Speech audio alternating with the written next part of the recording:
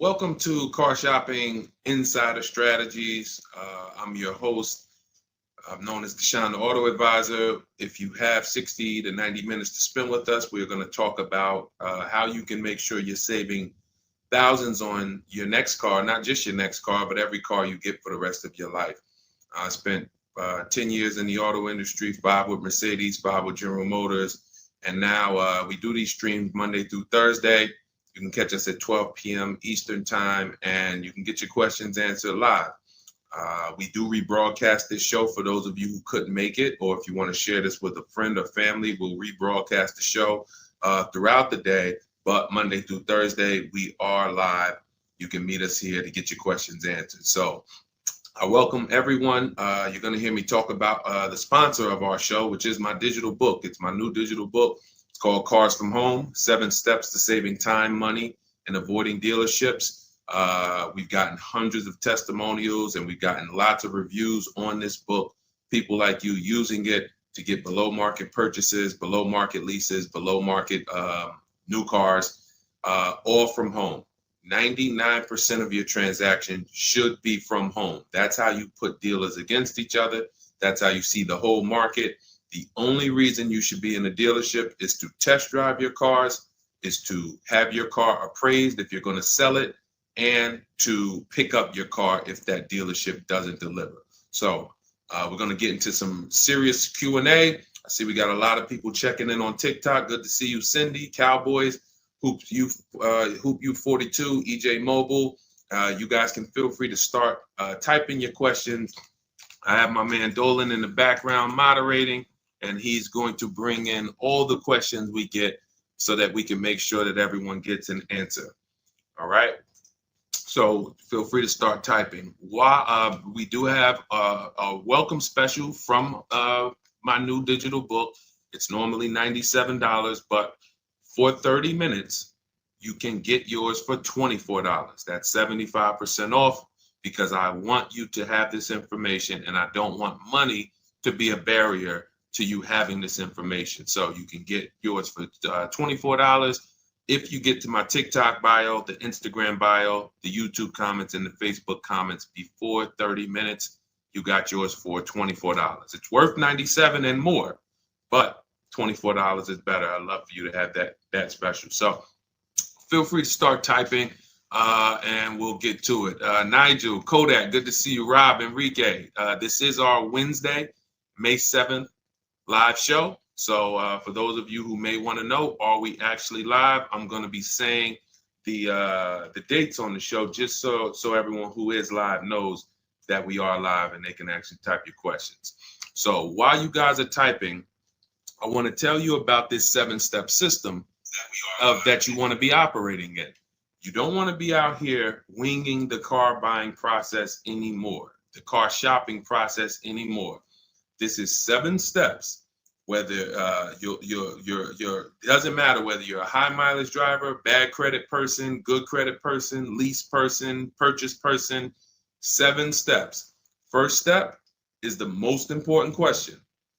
How many years are you keeping your next car? This is the most important question because we need to know how are we going to beat depreciation. Depreciation is what we call the unseen expense.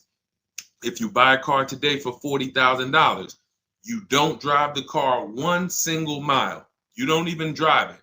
Say you don't need it. You park it outside your house for 1 year. $40,000 car. Come back in a year, what's that car worth?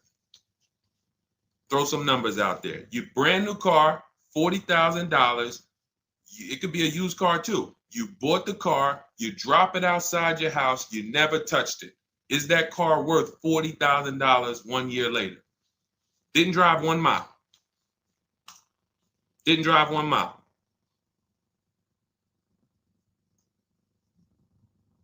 Let's go. Throw some numbers out there. What do you think? What do you think a $40,000 car is worth after 1 year?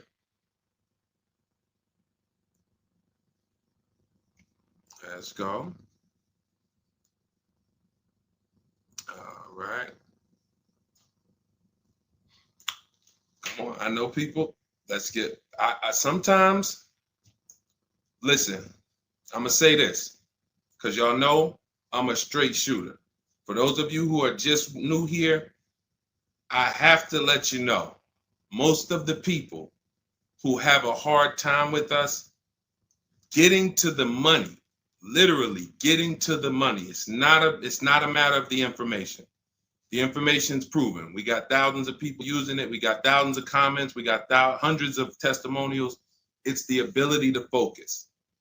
It is the ability to focus. We live in a world where it is very hard for people to focus, and that is where you lose. So I'm letting you know, when you come here to Car Buying Insider Strategies, you have to lock in.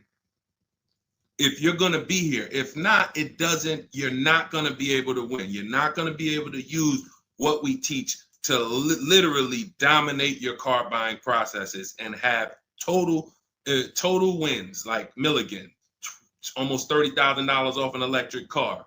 Like, Just Ralph saving $5,000 off his brand new 2025s. He bought 2 of them. Dealerships dropped the price. The moment they came out, he got them back in December. They dropped the price on both of them over $5,000. Like, these are brand new high demand cars. You're going to see me share a bunch of people that like, whoa, those results look amazing. And these people are telling you they'll never buy a car any other way except the Cars from Home way with bids. But they focused. Whenever they met me on a video, social media video, hopped on a live, you have to focus. Okay? And that's how you're going to win here. So let me talk to the focus people. I see you, KSA. I see you, Nisi, on Instagram. All right. I see you, John. We got you on YouTube. Jay, we got your question coming. So that's the depreciation. If you buy a car for 40, your car is worth 30 a year later. It's worth 35 a year later. Even if you didn't touch it, you didn't drive it, you just literally parked it outside your house. So that means our cars are losing value daily, whether we drive them or not. So the reason why the most important question is our first question: how many years will we keep this next car? Because we need to determine, are we going to beat depreciation with a short-term lease, 3 years, or are we going to beat depreciation with long-term ownership? Well, thank you, Will Rosa. Shout out to the people liking the show.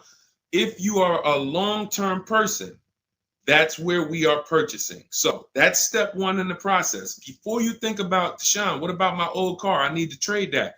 Nope, you're going to see we don't trade, we sell. But before you think about, Deshaun, I want this car. How do I get the best price on that? Before I think about anything, we are thinking about how are we going to beat the unseen expense, depreciation, because that is what most people overlook, and depreciation kills them, and they don't realize how much depreciation has killed them until they come years later to try to replace their car, and they're like, wow, that's all my old car is worth?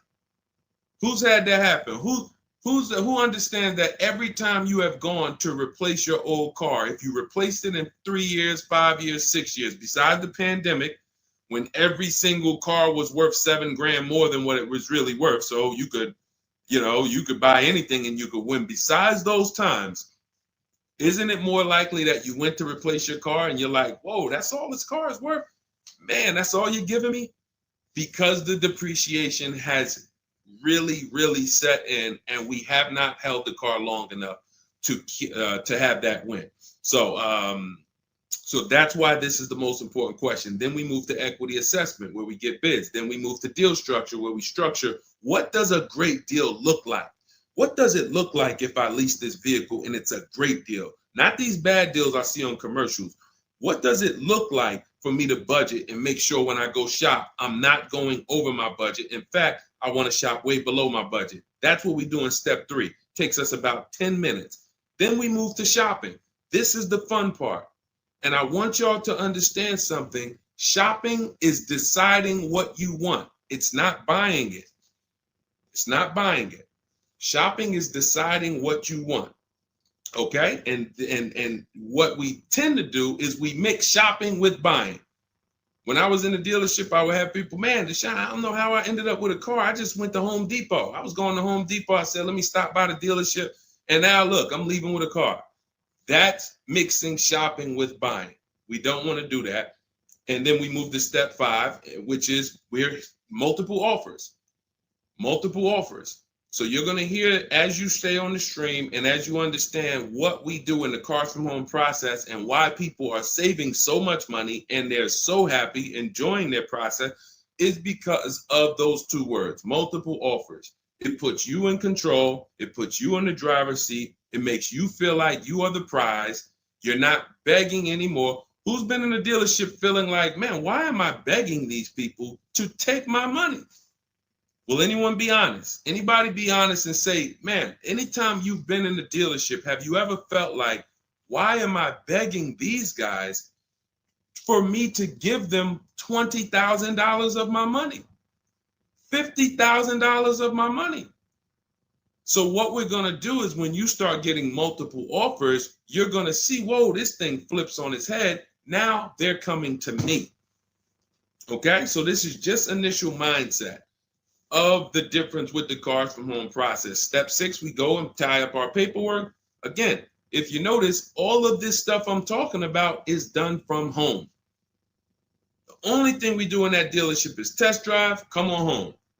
And you're going to start now enjoying your test drives. So you probably can't even, you've probably been scared to go test drive. Sean, I'm scared to go test drive. I don't want to, because they're sitting you down. Thank you, Paul. Thank you, Paul Sperling, for being honest. I see you on Facebook. That's where you've been nervous. Man, I don't want to go test drive. I'd rather just, but what you're going to start doing now is enjoying the shopping because you're test driving, going to another dealership, test drive this. Sometimes people go with their families and say, hey, family, good news. We're going to go out this weekend. We're going to test drive a bunch of cars and we're going to decide what the right one is for our family. The kids are happy, wife's happy, husband's happy. Yes, let's do it. Get to the first dealership, test driving the car. All right, what do you think, guys? Oh, it's okay, it's all right, it's nice, we like it. Okay, now the kids think we're going to see 3 vehicles. Next thing you know, Dad's sitting down with the salesman. Hey, we got a great sale, today. It's a 1-day sale. That's a lie. Really? Oh man, what does the sale look like? Oh man, and for those of you who know, I'm not the public. I'm an insider, so I'm telling you from being in the dealerships. You get what I mean? Like I respect people who never were car salesmen and they're trying to teach you guys how to get the best deals. God bless their hearts. I'm telling you from inside. So next thing you know, the husband's sitting down talking numbers. Kids are like, hey, Dad, what happened? I thought we were going to, hey, hold on. Daddy's working out a good deal here. Hold on. They got a 1-day sale. Not realizing they've completely taken you off your shopping process, which is your power, deciding what you want. And then once you decide what you want, you have multiple dealers compete while you sit at home. Right where I'm at, right where I'm sitting is where I have made my last probably 5 car deals for myself and my family from right here. Bids. So now that we open it up, we gave you a little mindset of what Cars from Home is about. We got questions coming in. I see Jay on YouTube. I see Robert on TikTok. For those of you who want to know if we're live, we are live. It's our Wednesday, May 7th episode. We're live every Monday through Thursday at noon. But you might be watching a rebroadcast and you might have someone ask the same question that you're going to ask because we do replay the show throughout the day for those who couldn't catch us live. All right. So Dolan, let's start bringing in these questions. I see we got some coming. And Instagram, you guys type your questions. We're live on Facebook, YouTube, Instagram, and TikTok. All right. What do you think about the Flex Car Leasing Company? Let's see. It's Flex Car Leasing. All right. Let's see if we can find out about Flex Car. Live large, spend small. Sounds like a good quality lease. That's literally, listen, I leased my first car, I was 22. I had other friends buying cars. My payment on my Pontiac G6 was $256. It was a $20,000 car. I never had a problem with it because it was always under warranty and my other friends were out there, buying cars they were paying double what I was paying. And again, if you're keeping your car 8 years or longer, forget about leasing. You should be shopping for a below market purchase. If you're not keeping your cars 8 years or longer, below market leases is how we save all the money keep thousands in our bank account, drive incredible cars. So let's take a look. It says Flex Car is the first and only month-to-month car lease because freedom shouldn't come with a contract. Once you flex, you'll never buy a car again. Now, I like this. We're just judging it by what do we get to drive? Here's how you judge leasing, y'all. What do I get to drive and what do I pay for that? For example, I told you guys my first lease was $20,256 a month. Then I got an Infiniti G25. Our payment was, that was early. That was like 2011. It's like a $35,000 car. I want to say I was like low threes or either high twos. Ridiculous deal on it. Wasn't no more than that because after that I got an Infiniti Q50, $45,000 car. My payment was $325. After that I got another Q50. I had 3 Q50s in a row. My next payment was $345. My last one was $365. That was all of these are $45,000 cars. No money down. I do not put money down on leases, and I teach you how never to put money down when you're shopping. When you know you have a great lease deal, then you can put money down. Let me give you an example. So let's say we shop all our offers. You're going to see dealers all over the place. Once you get multiple offers, you guys are going to see, thank you so much. Shout out to the people sharing on TikTok. Shout out to the sharers. Everyone who shares this broadcast, I appreciate you. Everyone doesn't share, but I appreciate the people who do share. I don't take it for granted. You know, and your friends will be upset if they find out you sent them out. They went out, bought a car, got ripped off, and then you're like, hey, you ever hear that guy, Deshone? No. Oh, yeah, I watch him all the time. Why didn't you share his channel with me? That mess around, you know, the friendship's over. So make sure. So share with your friends. But anyway, so when we consider that leasing is a value play. So leasing is how much car can I drive for X amount of money? Because that's all we judge it by. It is literally nothing. We're not in love with these cars. We are not keeping these cars for more than we should not be leasing something and saying we love it. Because if you love it, you mess around and lease something that has a bad lease program, and then you're driving a car overpaid for it because you like. So you know, if somebody says, "Oh man, I really want that Range Rover," and then they shop the offers. Range Rover offers are no good. They're all over 1.5, 1.6, 1.7. For those of you who don't know, we judge leases by dividing the MSRP, the monthly payment we get, no money down. You divide that monthly payment into the MSRP. So if you have a vehicle that has a $400 payment, you divide that into the MSRP, which is, let's say, $40,000. That's going to be a 1% lease. You multiply it by 100. So divide the monthly payment into the MSRP times 100. That tells us a percentage. So once we get that percentage, we can see, is this a 1% lease? Is this a 1.5% lease? Is this a 1.2% lease? Now, you cannot judge a lease until you've gotten multiple offers because you need to find what we call the 20%. What are the 20%? Anybody know what the 20% is? And we're still talking about this Flex Car leasing program because if we can lease cars through Flex Car and they're 1% leases or 1.1 and 1. If you get to drive these expensive cars, but you're only paying 1%, 1.2%, 1.1%, less than 1% of the MSRP on a monthly payment, you don't have to tie up all your money. You got cars under warranty, no problems. This could be a really good thing. Now, I haven't used Flex Car, but I'm just telling you, if you guys explore them, this is what we are judging because this is how we judge leases. Okay, there's nothing else about it. So you divide your monthly payment. You don't have to worry about taxes. Here's why you don't have to worry about taxes. And here's why you also don't have to. We're just talking about leasing. So let's continue to ask questions about used. I don't know if more people are just interested in leasing. Maybe you guys can help me out. Is it that more people are interested in leasing because we get a lot of questions about it? You know, we have systems for pre-owned cars. Shopping deals with getting below market pre-owned cars, getting below market new cars. saving money with our bank bidding war, making banks and credit unions bid for our interest rates, selling cars to get our equity out, bidding. So we have all types of stuff outside of leasing, but I'm going to answer the questions you guys ask. And if Dolan keeps pulling in the questions and most of them are about leasing, then that's what we're going to talk about.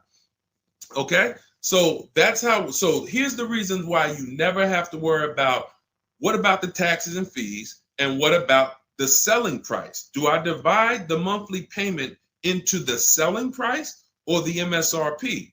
Well, you're going to do it on the MSRP. That's that sticker price. I'm going to show you guys an example here on the screen so you can see. This is a sticker, window sticker, and you can see, Dolan, can you snatch that? Thank you so much, Dolan. The total MSRP right here, that's your MSRP. That is what you're dividing your monthly payment into. Now, the MSRP tells us the value of the car in the market. The MSRP tells us the value of the of the car in the market. It does not tell us what they're selling the car to us for and how much they've discounted it. That's reflected in the monthly payment. So you have a $40,000 MSRP. One person, one dealership, an 80% dealer offers us $600 a month for that. Okay, another dealer, 80%, offers us $650 a month for that. No money down. Remember, always shop our lease deals with only first month's payment due at signing. Only first month's payment due at signing. You don't do anything else but first month's payment due at signing. And you tell dealers how you want your lease deals presented to you. You do not let them work you up a random lease deal. Okay, so you get your first month payment and you say, okay, one dealer says $650, $40,000 car. This is an average car. $600. Another dealer says $550. But then here comes this 20% dealer, $425. So now you're looking and saying, whoa, the percentage for the higher dealers is 1.4, 1.45, 1.6, but this lowest dealer is 1.2, 1.1. What's going on here? Same exact car. This is the 20%. You've identified the 20%. They've identified themselves, and the lower sales price that they're giving you is reflected in the monthly payment. So so the monthly payment is where we can see the discounts, not the MSRP. So we divide that monthly payment into the MSRP, gives us that percentage, and we can see those with the lowest offers, lowest percentages have made us the best deal. And we always make sure we tell them, put your taxes and fees into the payment. Okay, now I have templates for this. So everything we do is by email. If you guys want to take this and use it, you want to try calling around, just remember this stuff. For those of you who do not want to remember it, you're like, Deshone, give me the blueprint, give me the step-by-step. We have everything in my digital book, Cars from Home, 7 Steps to Saving Time, Money, and Avoiding Dealership. I wrote the templates out. You just fill them in, blast them out. We show you something we call the 25-to-5 strategy, where you connect with 25 dealers in 20 minutes, and your goal will be to get 5 offers. So as our welcome offer, you can get your copy for 75% off, normally $97. But if you head to my TikTok bio, you won't leave the show, Instagram bio, YouTube comments, or the Facebook comments, you can get yours for $24, which is going to be 75% off. It's a digital book. You'll have it by the end of the stream. Okay? But this is very important. When we're judging lease deals, whether it's through FlexPay, whether it's through an individual dealership, it does not matter. We are judging them based on value. And the lower percentage I'm paying to drive X amount of car, the better value that we're getting. Okay? That makes sense? Type dollar signs if that makes sense. If anybody needs me to go deeper on that, we can certainly go deeper. Okay? I just had to, there's somebody named Pop. We blocked him on TikTok. He said, talk too much drama to drive a car. He never say that with a house. And if he would, he's totally ignorant. And here's the thing. We have been taught by the auto industry, a multi-billion-dollar industry, that we know as the public takes advantage of people and rips them off. As an industry, not every dealer, but as an industry, they take advantage. They do not get sued. We have people who are driving the same cars, paying $200 more, same exact car. No one is getting lawsuits. You're ripping us off because you've taught us that we should be able to come into the dealership, make a $30,000 transaction on the low side. The average car price is probably 40, 45 grand. They've taught us that they've taught us we should be able to make that decision in 1 hour with no real competition and no real information. So when we talk about strategy and the way we save money, when you look at somebody like a Marie, hey, just wanted to reach out and say thank you. I love these emails, by the way. Those of you who have my book, who are using it, please continue to send me these types of emails. Marie said, just wanted to reach out and thank you. Using the guide, I saved over $13,000 off MSRP, got my payment to be hundreds lower per month and maintenance included with no money down. Just wanted to say thank you. 2025 GLC 300 coupe, fully loaded. Now, some of you have this exact same car, or you know someone with it. You know someone with it. And they probably went out, got it traditionally in 2 hours, did very little shopping because they wanted this car. But Marie used the cars from home process, got my book, $24. Hopefully she got it at the welcome offer for $24. And that $24 investment saved her $13,000 off this new car. $13,000. We are not here on Wednesday, May 7th, to talk about hundreds of dollars. And these are the people who would be warning you guys to say, hey, you better have a process. And if you don't, that's okay. You don't need a process. Just know you're overpaying. And just understand that the car business has mastered sending you down the road in your car and you overpaid and you're smiling.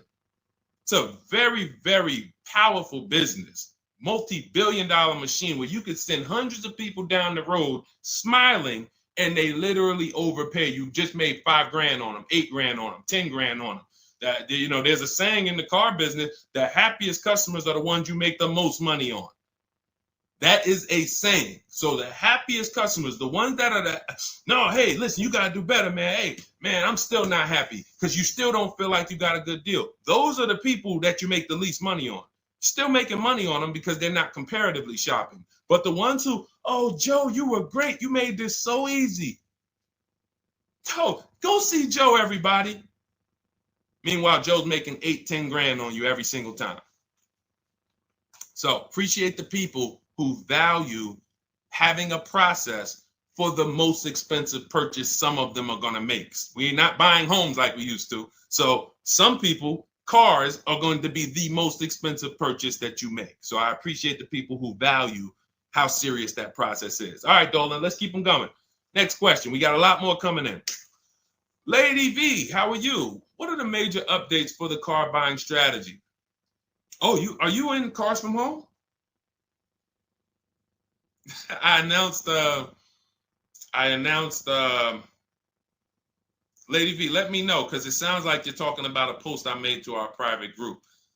Actually, if you check Leasing Like a Boss, what we just did is we turned our 25 to 5 shopping process, which was you. By the way, guys, this is somebody, we have 2,300 people in our inner circle who use the Cars from Home strategy. They don't like reading, not all of them. They prefer videos and coaching. We have coaching calls first and third Wednesday. We got one this afternoon.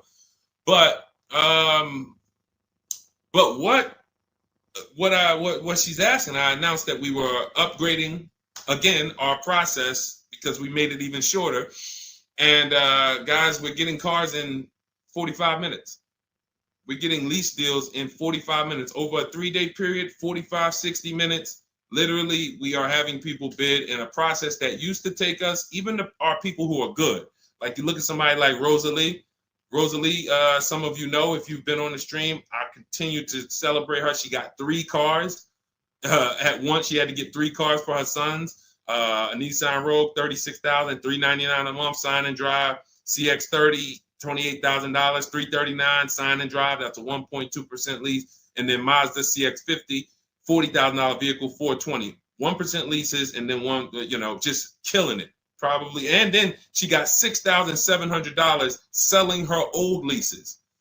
She sold 2 leases because in step 2 of our process, we teach you how to sell not just your cars that you own or that you finance. Who didn't know you could sell a lease? Type me. Let me ask this too. Who didn't know you could sell a car that you did not have the title for? It's not paid off yet. Let's ask both. Who didn't know both of those? Because I've seen people in my career that say, listen, Deshone, as soon as I make my last payment, I'm coming to get that. As soon as I get the title. And I'm like, where did you think that you had to wait for the title paid off to? So who didn't know that? So literally, I see you, Nina. Thanks for being honest. Appreciate you. All right. Thank you, yours truly. I appreciate the people who are always willing to be honest, because you're the ones who are going to really, if you can't get the bad news, you are literally not going to be able to get to the good news. Like, you got to realize the people who they have a very tough time is they just think, Deshone, I know way more than you. Even though you've been in this thing since 2006, you got all this experience, you done worked for this, been a finance manager, had your own brokerage. Deshone, I still think that I know this more than you. Very tough time helping them. But other people, you guys can win very simply. So when we look, she's asking, we were getting these cars in roughly an hour and a half, 2 hours from home. Now I'm doing it in about 60 minutes, but I created a quicker process, cut some things out, and we just are uploading new things to our membership page that are going to have people literally popping in over a 3-day period. Morning, 10 minutes, afternoon, 10 minutes, evening, 10 minutes. You do that by your second day, you're going to have 5, 6 offers, 7 offers, and be ready to close the deal. Like that quick. That quick. I'm always about quicker. Deshone, y'all getting cars in an hour and a half from home. Yeah, but can we do it quicker? So that's what we got. So check Leasing Like a Boss, and you'll see some of the new videos already in there. And thank you, Daniel. He said it's worth the price. And it's in the book. So very important to understand. Everything we're talking about, guys, you can get it for $24 if you get to the book before the 30-minute welcome offer expires. This is the same system. Some people just like videos and coaching in our community, 1,600 people in it. They want to be in that. Like, let's do this together. Let me ask more questions. We can't answer questions for people who have the book. Unless you pop on a live and you catch me here. So thanks, Lady V. But yes, check out the membership page and you'll see all of the new videos in day 5 for the 25 to 5 strategy. It just got quicker. All right, go ahead, Dolan. Pull the next one up. All right. And every time y'all hear something that you like, can you continue to run up these likes on TikTok? Appreciate it. I see we're about 300 now. But if y'all can continue to run those likes up, it means a lot. It lets TikTok know, hey, they're talking some serious stuff over here. Let's bring some more people over here so more people can benefit. My man Paul Sperling on Facebook. How are you? Are there dealerships that won't allow you to lease unless you use their financing and not use your own credit union? This is a great question. Wanted to know if it was true because Genesis Salesman told me that. Great question. So Paul, with a lease, we must use the dealer's bank or the manufacturer's bank. It's not like a finance where we can go and we can get our own financing. We can shop around for our own financing. And the reason we're doing that is to make sure that they're not overcharging us for the financing. So we have a process we call the bank bidding war, where we strategically let tons of banks and credit unions shop our credit without it lowering our credit score with all these inquiries. And we do it within a window, and it allows it to only show, it only affects our score as one hard inquiry. So these are the steps we take to make sure we are not overpaying. Thank you, y'all. Yali 288, #1 gifted badge. Appreciate you. But on a lease, it's different. We must go through the dealer's bank. Now, here's what could happen. With a lease, there's something called a money factor, which is an interest rate. That's an interest rate on a lease. It's called a money factor. Now, dealerships, if they know you are not shopping, and some, the 80%, even if they know you're shopping, they're going to mark up the money factor. So they're going to create and quote you with a higher money factor. This is why going in and asking for the invoice does not matter. You don't know what the hidden money is. What are the rebates? What is the incentives? What is the money factor? You don't know. Did you mark it up? Did you not? Can't see it. It is totally undisclosed. There's no way for you to see it. So how do we make sure this doesn't happen? Multiple offers. Because when we know you're shopping now, and again, you're going to see as you guys get multiple offers, sometimes it's not going to matter. You're still going to see offers that are extremely high. And you're like, these guys are still quoting us high, even though they know we're shopping. Correct. Because this is what they sell their cars for. And they will sell this car to someone else for the higher price who does not have strategies before they discount it to sell it to you. They would much rather say, Mr. Customer, that's my best deal. I'm sorry if it's not in your budget, but that is my best deal.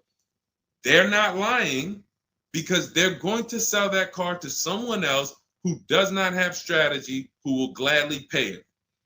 But once you begin to shop around, you're going to see, like I have a market report up. Can you snatch that question down for 1 second, Dolan? There's a market report up here on the screen for an Infiniti QX60 Lux. It's a $61,000 vehicle. Now we can see so far, and this was literally when we got 4 offers. Now what you're going to be getting is at least 5 to 7, and then you make your decision. Only vehicles that are very scarce, you're going to see less than 4 offers or less than 5 offers. And then at which point we usually make a decision on, do we want this vehicle or do we want to hold off and maybe check back next month, because we need competition. But in most cases, you're going to see plenty of offers come through, 5 offers, 7 offers. This is how most market reports look that we prepare. We prepare these for people, and this is what we teach you to do for yourself. So as you can see, $61,000 vehicle. One deal is at $873. Sign and drive, no money down. One dealer is at $889. But then we have 2 dealers that have come in at $680 and $685. $200 apart. So now there are people in these other dealers that are at $800, almost $900 a month, negotiating. Come on, man, can you get me down under 8? You see how that's a losing battle? They're at $889, right? They know we're shopping, because when we shop, you always want to let dealers know. I'm speaking to a couple dealers. You catch more flies with honey than with what is the saying? Vinegar. So be nice, be friendly. All the scripts we have, you use our scripts. We have thousands of people using our scripts from our book and from our Shop with Deshone coaching program. And they're nice. They're friendly. They're not like aggressive. They're firm. But when you're talking to dealers, just be, hey, I'm shopping around. Hey, and you're still going to see, that's my best price, $800. That's how you know. Don't get emotional. This is the 80% Deshone told us about. Don't expect them to do what the 20% does. Expect them to be high. You're $150 higher than the other dealerships. Are you going to come down? No. No. Because 16 million new people buy new cars a year. And sorry, I'm glad you got strategy, and I'm glad you know how to find this 20% dealer that's $150 less a month than me. But that's not going to change the fact that I'm going to sell this car to someone else. And they'll try to lean on you and say, well, do you want it? Because, hey, that's our price. No, I'm sorry. We don't want it. Thank you so much, though. So this is what we're dealing with when we are dealing with car salesmen. which is why you must shop multiple offers to be able to get your best offer. Now, when we look, going back to yours truly's question about, can you pull that question back up about the shopping for the lease financing? It wasn't yours truly's question, I don't think, Dolan. Whatever the last question was, because what we're talking about is in those $800 a month payments, what is making those high payments so high? It may not be that they're not discounting only. It might be that they're not giving a big discount, and the finance managers are so used to robbing people that they say, listen, every single lease quote that y'all quote, make sure you put 1 point in there for me. Every single lease quote. Do not bring me a lease customer if you don't have any padding in that money factor for me. And that's what they do. So they are not going to lower the money factor. They can't. There was salesmen. I remember when we were salesmen, they used to start negotiating the rate. Hey, what if I could get you down to 3.9 or 4.9? The finance manager come out and say, why are you saying that? You're giving away my money. You negotiate the car price. You negotiate with their trade with them. You don't negotiate my money, because the finance managers are like, hey, when it comes to that rate, that money factor, those interest rates, that's my money. And there are some dealers who have it built in, which is why you must comparison shop. You stay at home. Again, if you want to do it your way, you want to call around, you want to get at least 5 offers. Using our way, we'll show you how to get 5 offers, contact 25 dealers in 20 minutes, and then literally in minutes, you got offers coming into your inbox. But whether you're doing it our way or whether you're doing it your way, stop doing it their way. Their way is just come on in, think you can negotiate back and forth, and then once you hear a number that you feel like it sounds good, that's when you take it. Losing battle. Okay? Let's go, Dolan. Pull up the next one. All right, I see we got a lot of questions. We got Nina. For those of you who don't know, we are absolutely live. This is our Wednesday, May 7th live. We're live every Monday through Thursday at 12 noon, so you can meet us here. If you couldn't catch the whole stream, we will rebroadcast this show throughout the day, so you can have your friends, family watch it, or you can catch up on some of the things you missed. We'll replay all through the rest of the day. And on the weekends, we take all the shows from the week and we rebroadcast them out, so everyone can catch up on things throughout the weekend. All right. And most times you're going to hear someone ask the same question you were going to ask. All right. When getting quotes for your Adrian on Facebook, when getting quotes for your car for trade, who all should you get quotes from? This is a great question, Adrian. 6 companies right now. 6 companies. And we could throw a 7th in because Rosalie sold hers to We Buy Any Car. So this is step 2, guys. This is called the equity assessment, because we don't trade. Trade is a curse word here. The only people who have to trade using our system are people who've buried themselves in negative equity, and now we're working a transaction to get them out of it. They can't pay the difference, so they have to trade their car into whoever wins the bid. And but those are the only times we use that curse word, trade. In every other case, we are selling our car to cash buyers because we're separating our transactions. We separate who we buy our car from who we sell our old car to, from who we get our bank loan from.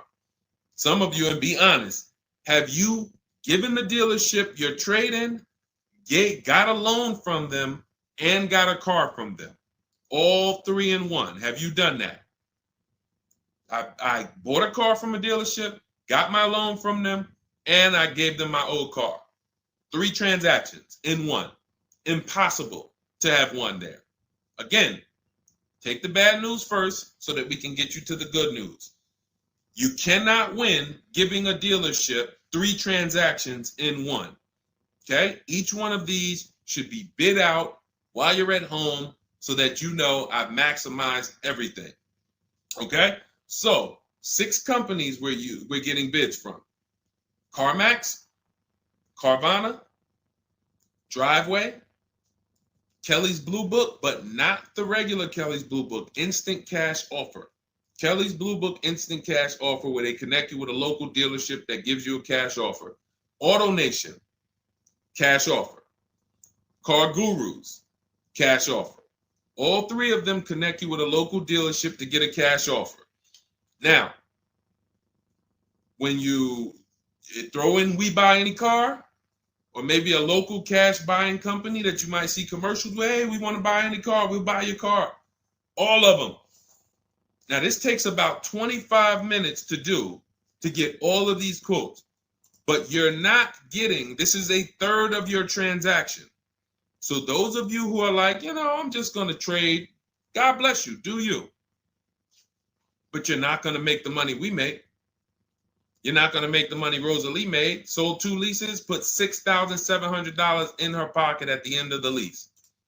And what many of you, do I still have Melissa's See, Melissa, many of you who are going to learn that you have not been a long-term person and you have been buying your cars, you're going to get your bids, and then you're going to put a ton of money in your bank account because you're going to lease with no money down.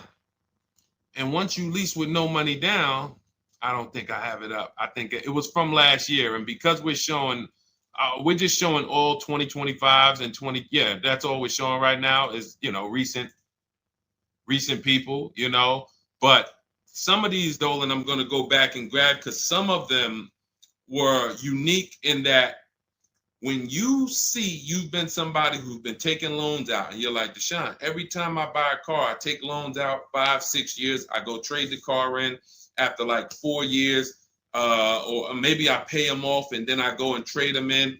And I always end up really not getting nothing. I got high payments every time. And then whatever my old car is worth, I use it for a down payment for the new car. I don't really see where that money goes. So this is a repetitive cycle. What you're going to do is actually get your cash bids, realize, all right, I've been breaking the 8-year rule. The 8-year rule says if you're not buying your next car to keep at least 8 years, you should be getting a below market lease. That's what you should be shopping for. That's going to save you thousands upon thousands of dollars more, and you're going to drive better vehicles. If you're keeping your car more than 8 years, then you should be shopping for a below market purchase, new or used, based on your budget and your values. So the 8-year rule. So you say, man, I've been breaking this 8-year rule. I'm not keeping these cars 8 years. Let me go and shop for my below market lease next time. So my normal car that I would normally trade in, not really see where that money's going. Now I'm going to bid that out to CarMax, Driveway, Carvana, Kelly's Blue Book Instant Cash Offer, Driveway, Car Gurus, and We Buy Any Car. I'm going to see the highest bidder. The highest bidder might be like, because Melissa, I think she made like $14,000. She had like a 5-year-old car that she would normally trade, but it was paid off. And she's like, all right, I'm not going to go and use this as a trade and buy something else. She gets like, you're going to have like 12 grand equity, 15 grand equity. Beautiful. And what's going to happen is when you shop for your below market lease, you're shopping with only first month's payment due at signing. So you find your lease, you've already been paying super high payments because you've been purchasing. Now you're like, whoa, I could drive this new car and it's $200 less than what I've been paying. I don't got to put no money down on this thing. You pull out of there with a super low payment, new car, and you got a $12,000, $15,000 check going in your bank account. Got my car, and now I can see where my equity is going. It ain't going to you, dealership. It ain't going in that car. It's going in my bank. And this is, that's one of the most beautiful things I love to see. And it only happens for people who have been, unfortunately, programmed and brainwashed to buy cars. They don't keep them 8 years. And then when they come to the revelation, now it's like, boom, equity goes in the bank. I'm driving new cars for cents on the dollar. Beautiful. All right. And that's why you do the equity assessment before you shop. Step one, we decide how our 8-year rule. Are we buying to keep more than 8 years or less than 8 years? That's when we know, lease or purchase. Then step two, equity assessment. Let me see what my current car is worth. My current lease is worth. Can I make any money on it? Am I upside down? That's what we do at step 2. Okay, so once you guys really follow this process, your whole car buying is going to change. You'll be moving just like everybody else is moving. Just like Brian got his first lease. First lease using our system. He said, just finalized my first ever lease using your system. 2025 HRV Sport, all-wheel drive, $30,500 MSRP for $395 a month. 1.2% ratio. See, this is how you know people understand the car buying process. They talk just like me. They talk just like me. They know the process. They didn't have to go to school for this. They just followed the steps, and I walked them through how to judge the deal. 1.2% deal, 12,000 miles a year, 36 months, no money down. His initial quote from this dealer was $434.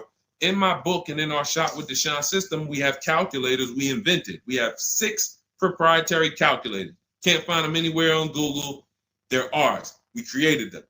He used our calculator. We put all our offers into the calculator. It tells us what to counter. So he counter offered online or by email. His last offer was $395. They went from $434 to $395. That's how it goes. And he probably had 5 or 6 or 7 other offers that was $150 a month higher. That's how it goes. All right. That's where you want to be. All right. That makes sense. Did everybody grab that? Type $ if you follow me. Who's following? Type $. Okay. I never want to go to the next subject before I make sure. All right. Did you grasp that? Did you? All right. Thank you. I see you, DJ and Nice. My man, good to see you checking in.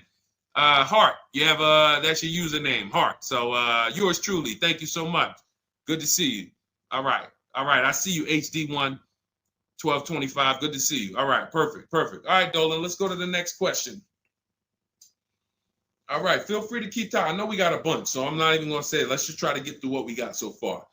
Should there be a set length of financing depending on the year of the car? Great question. So we have something we created called the Rule of 72 and the 10th birthday.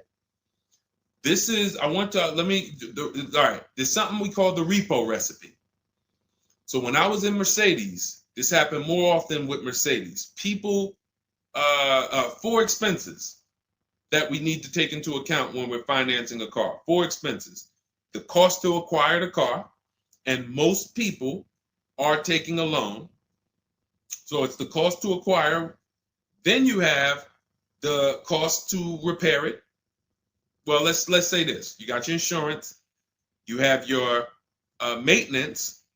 And on some cars, maintenance does become serious. On a Mercedes, your oil change is $200. Your brake fluid change and your service B is $400 to $500. So there are cars that we have to take into account the maintenance being serious. Then we have gas. So even if you have a car that maintenance is low, you still have gas. So let's just wrap those 2 together. And the 4th expense is what really, really hurts people when they have something that breaks. And when we have something that breaks, what we typically don't want is a car payment. We don't want all of those expenses on top of things breaking. So what we really want to do, and this is a measure of when you're buying too much car for your real budget.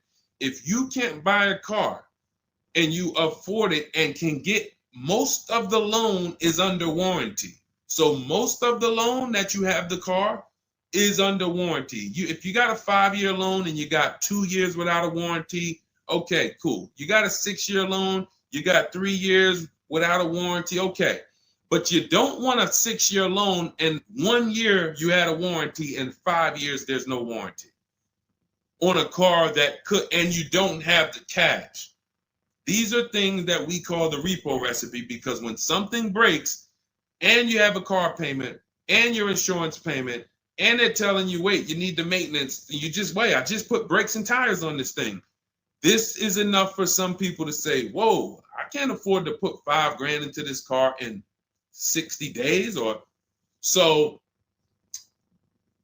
how do we prevent this? We prevent this by making sure we're not taking a car or a loan too long for the year of the car. And the longest loan we want to take is 72 months.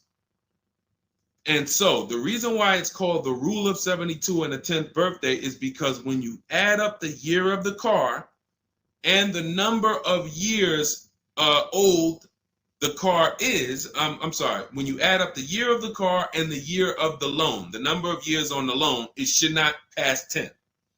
So if you're getting a 4-year-old car, you can take a 6-year loan. If you're getting a 3-year-old car, you can take a 6-year loan. That's 9. If you're getting a 5-year-old car, you should take a 5-year loan max. If you're getting a 6-year-old car, you should take a 4-year loan max. Now, why is this a test of affordability? Because some of you are saying, whoa, but I can't get the car that I really want at that number. Then that means you can't afford the car that you really want. Again, it doesn't mean you can't break that rule, but it does mean that you're going to have a loan on a car that's older than 10 years. This is risky. So it's nothing wrong. The reason we create these boundaries, so at least when you cross them, you know you're crossing them. So if something happens, you're not surprised. You're not like, whoa, how did this happen? Well, I took a little risk. I took 1 year longer. Then, the car's 11 years old. I still got a loan on it. Stuff goes wrong. I'm out there. I got more exposure. But if we use that as a gauge of affordability and say, you know what, if I can't afford a 6-year loan on this car, then I can't afford the car. If they're telling me I got to take 7 years, that's why we cap both. We cap the number of years you should take at 72, absolute longest. And some of you know we default to a 5-year loan when we're shopping. This will also help you because you'll look and say, 5-year loan, every $5,000 is about $100 per month. So as you're shopping and you're looking at cars, you should be saying to yourself, all right, $20,000, that's about a $400 payment. All right. And that's if I put no money down. You got your taxes and fees. Maybe I'll take care of the taxes and fees, but that $20,000 car is going to cost me about $400 a month, 5 years. $80,000 car, you're looking at, divide that by 5,000. That's $1,600 a month for 5 years. Doesn't matter how high you go. But when you don't have these rules and you go in, here's what tends to happen. You look at cars that are way more expensive than you could afford, and you say, hey, can you get me to this payment? And a salesman, are they ever going to say, no? They're going to say, oh, let me see what I can do. Next thing you know, they come out and say, hey, good news, I got you to $1,000 a month. Hey, good news, I got you to this. Way below what our rules are. Way below than the $5,000 every 100. So you got to say, how did they get me to way below the every 5,000 is 100? How many years is the loan, sir? Oh, well, listen, what's more important to you, the payment or the number of years? Well, both are important to me. How many years is the loan? Well, right now, this is an 84-month loan. This is a 96-month loan. Wait, so 7, 8 years? 8 years, 9 years? You're talking like, yeah, well, and that's how you get jammed up. So if you keep these boundaries in place, longest loan I'm going to take 6 years, 72 months. When I'm shopping for a car, if I'm purchasing it, not leasing, I am looking and saying every $20,000, every $5,000 I'm going to borrow, it's going to cost me about $100 per month. If you do these things, look at the car. What's the year of the car? 5 years old? All right. Max I want to do on that car is a 5-year loan. Oh, it's only 3 years old? All right, I can stretch to a 6-year loan if necessary. You keep these boundaries, you will be safe. You stay far away from the repo recipe. When things tend to go wrong at that 9, 10 year, 11 year mark, you got to put some money into the car. Car is paid off. You don't have to worry. Okay? High dollar signs if you guys followed that. We can move on to the next question. Everybody clear on that? Colin Moore, welcome to the community. New follower. We are live. It is our Wednesday, May 7th episode. You may be watching us live at noon, or you might be watching a rebroadcast. We rebroadcast the show throughout the day until our next show tomorrow, which is at noon. Monday through Thursday, we're live at noon. You can please tell your friends who are shopping for cars, meet us here. they'll be shopping for cars in the next 6 months. This is where they want to be. And they really don't want to wait. I mean, I'm trying to get people to stop waiting till they need a car to go and start learning this stuff. You want to be in the market 90 days before you need a car. We've been programmed again to wait until, and it's probably the anxiety. I put it off to the very end. We've just been programmed to wait until the very end, and then we go in and now we have desperate vibes. We're like, oh, I got to take anything I can get.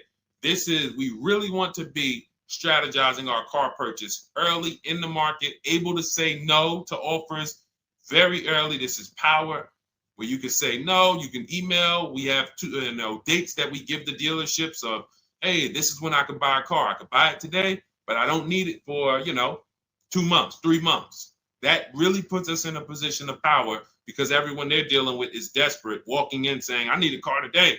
Oh, I hear these cars are hard to get. All of this wrong, desperate energy that's going to make them pay more. That's what they want to sell. We come with, no, we can make a deal today, but we don't have to make a deal today. And when we come like that, it really positions us to, next month, the car salesman will be like, man, I ain't sold a car in 4 days. Oh man, let me call Kevin Gilder. Hey, Mr. Gilder, are you still in the market? Yeah, I'm still here. I told you I got until I got a couple months. Oh, cool, man. Listen, I think I could get that offer you made last month. We couldn't do it last month, but we were super busy. Everybody was in here, man. We charging them all of this money, but right now we're pretty desperate, and I would like to take your offer to my manager. Sure, definitely. That's obviously not what they say, but that's what they're thinking. So you want to be positioned for that. If you shop every single time in an emergency, you're not going to be able to be positioned for that. Okay? We don't want to be in the habit of emergency shopping. Not here. Once you have this way, you'll be like, oh, man, I could get in the market early. All right. Go ahead, Dolan. Oh, for those of you who are like, Deshone, there's no way I'm going to remember all of this stuff. Can you give me the whole blueprint? Write it out step by step. That's my new digital book, Cars from Home, 7 Steps to Saving Time, Money, and Avoiding Dealerships. And it's 7 steps, whether you are purchasing, whether you're leasing. We get below market leases. You're going to get below market leases, below market new cars, below market used cars, below market financing, because you're going to have banks and dealers bidding for your financing. If you're a high mileage driver, there's 3 different strategies for exactly how you need to be moving as a high mileage driver. If you have negative equity, there are 2 strategies in there to help you move from negative equity to your next purchase. This is all in 7 steps. Very simple to follow. So you can get your copy. It's normally $97, but you can get your copy. Part of our welcome offer, 30 minutes only. If you visited already and that timer started, once 30 minutes goes to 0, it is now $97, which is worth every penny. But I'd rather you get the welcome offer. So go grab it. TikTok bio, Instagram bio, Facebook comments, YouTube comments. Click those links. Go grab your book and come on back to the stream. Make sure after you get the book, you screenshot the thank you page because it has my support team's email. Sometimes you're typing fast, type your email wrong. You don't see that book in 10 minutes, just send an email to my support team. They'll get you your book right away. All right, go grab it before the 30 minutes is up. Go ahead, Dolan, shoot the next one. You don't want to have your own financing all the time, pure knowledge. Sometimes dealers have 12, 13 banks sometimes. Sometimes they can beat what you get on the outside. The key is creating a competition. Thinking about a 2025 Land Cruiser for $62,000, $5K down, any advice? How do we know that's a good deal? How do we know that's a good deal, everyone? Now, mind you, that's how a lot of people approach the car purchase. I'm thinking of this car, all right, I'm looking for, I got 10 grand down. What we haven't, so here's what you discussed in this statement. I'm gonna read this question again, and you're gonna see 2 pillars that unfortunately we're combining. Thinking about a 2025 Land Cruiser. So now in my mind for 62K. Now, this is a new car. With our new car system, we use the bidding. Thank you so much, Daniel. See, Daniel knows. I think, Daniel, you have our book, Bidding the Market.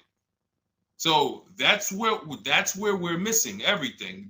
So now we're looking at the new car, which means what our process is, we're connecting with 25 dealers to get bids. If you said, Deshone, I called around, spoke to several Toyota dealerships, and the best dealer that I found who's going to offer me a car is going to give me $8,000 off. But I got 5 offers. I got 7 offers. Some people said they're not going to do any discount. Some people had $3,000 in fake fees and dealer adjustments. Some people had protection plans and they took off a little money, took off $5,000, but they had all of these fake fees. So it's really not even like they took off $5,000. But one dealer didn't have the fake fees and he discounted $8,000. Boom. That's a bid. You did it manually.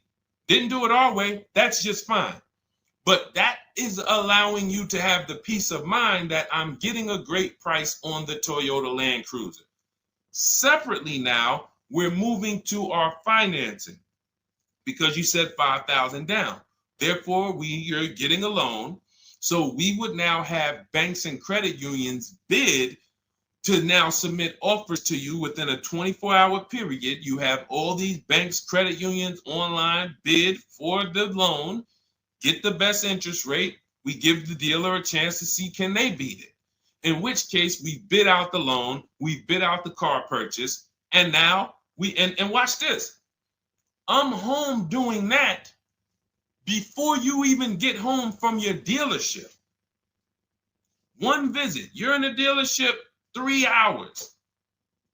I'm popping into my email minutes at a time, 15 minutes. I'm hopping on. I'm getting banks to bid in an hour. Everyone's bidding. Boom, boom. I'm getting dealerships to bid. You're still at the dealership. You're just meeting the salesman. You're still wondering, do they have a black one? Hey, he said he had a black one. He was going to pull it up. All right. He comes back with silver. Oh, you don't have black? Oh, no. Well, listen, somebody's trying to dig it up in the back. We're going to see. Why don't you drive this one and then maybe we'll see. Okay, listen, I'm here. Cars from home people, we here moving. We already gotten offers coming in. You still waiting for a test drive. This is how we move. So not only is our process and the way we shop the key to getting all these offers, like again, you look at somebody like this was crazy. Val Boss lady, $51,000 vehicle, zero maintenance, look. She got a 1.1% lease on that. Let's look at where's Sean? My man Sean, because Sean was actually one of the $72,000 vehicle. He saved with the rebate and with the dealer discount. He saved $21,000 off of it.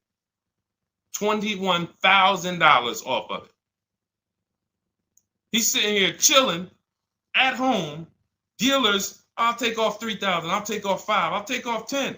Oh, I'll take off $20,000. Whoa. So it's not only is it the money that we save, it's an easier, more fun process. So that's what you need to do. Like, step out of that old way. Understand that I need to get multiple offers for the Toyota, and I need to get multiple offers for my financing, and I do that right here from home, where nobody can come into my house and say, hey, get into the dealer here. What are you doing there trying to shop from home? We see you. You're not going to break our programming on you. You better get up right now and walk into this dealership so we can charge you more. Who's going to do that? While you in your living room, while you at work? Dealers bidding while you're at work. Never been to a dealership. It's freedom. Multiple offers. Yes, Lady V. That's my 2 favorite words. I swear, if I didn't wear unlearn, relearn, I'd be walking around with a shirt that said multiple offers. All right, let's go, Dolan. Shoot the next one up. We got time for a few more. Let's go. A few more questions.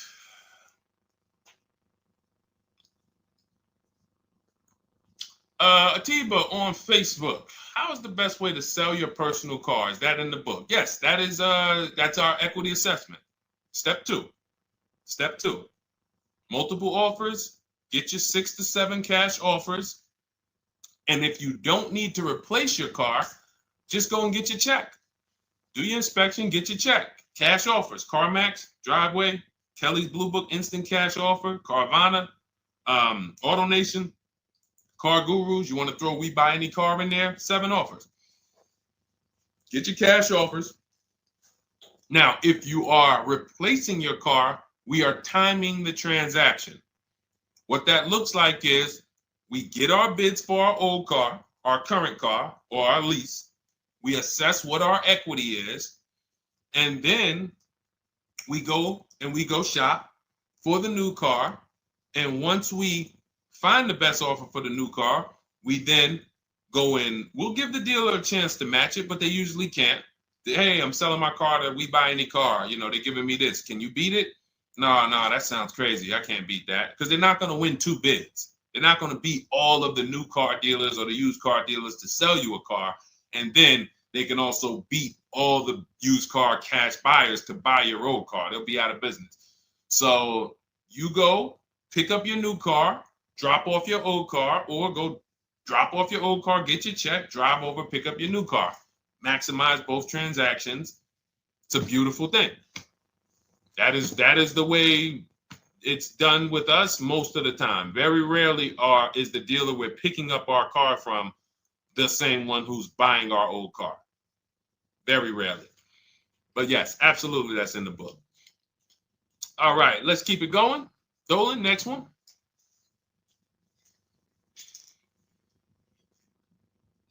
Daniel Thompson. Deshone, I've been keeping an eye on a used vehicle that has been sitting on the lot for over 60 days.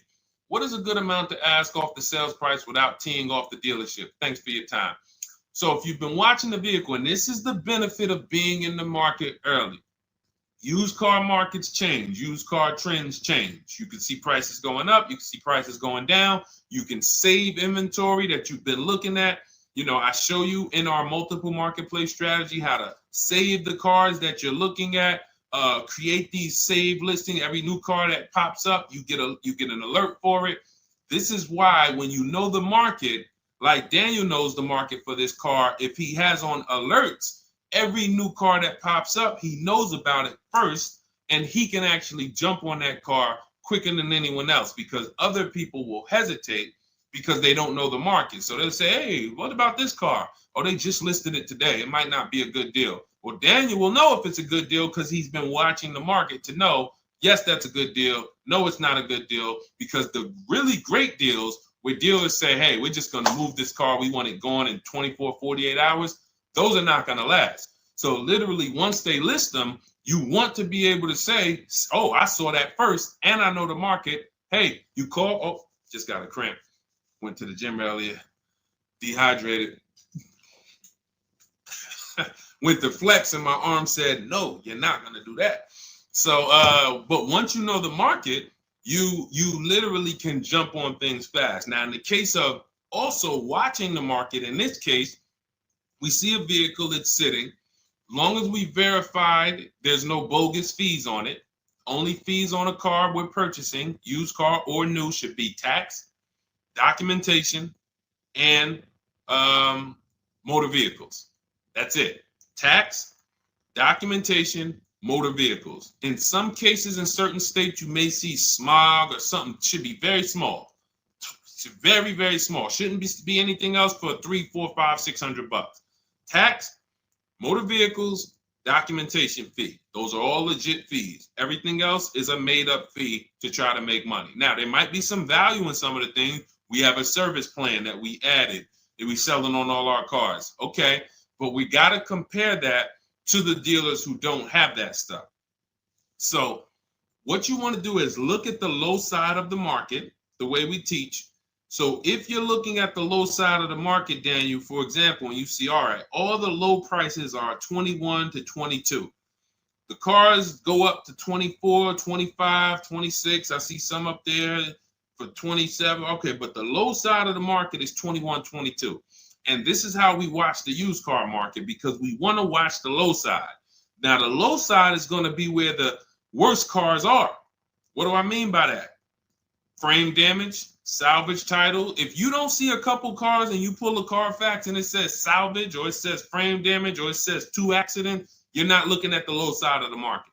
You're looking at the regular retail market, the regular middle of the market, the average prices. Because if you're shopping the low side and you're like, okay, between 21 and 22 is where the lower prices are, you're going to see some, oh man, look at these pictures. Now, car's all scratched up. Oh man, okay, man, this thing had 2 accidents. Oh man, this thing's salvaged. But then you pops up and you see one for 22. You pull the Carfax. Carfax looks good. Maintenance looks good. Boom. Oh, now you know. So Daniel, if you know the low side of the market, now you're trying to see maybe this car has been there. It's $2,000 more than the low side of the market, but maybe they're getting desperate. So you make an offer that's right where the low side of the market is. So let's say the low side of the market is 21, 22. This car is listed for 24, but you know this thing been there for 2 months. You make an offer of 21.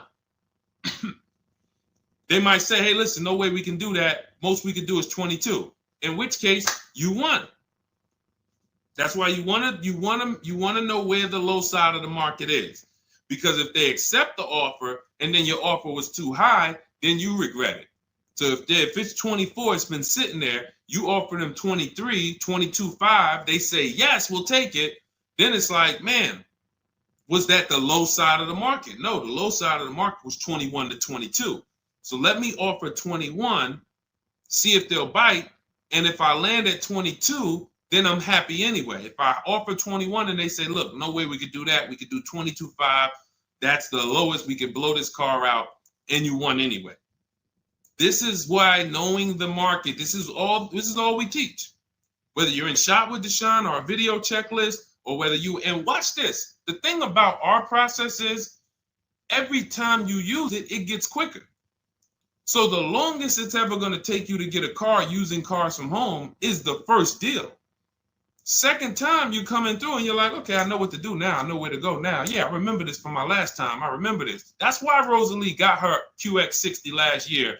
And then she got 3 cars at once. Because she's like, I got mine. Now I just got to rinse and repeat 3 times for my sons.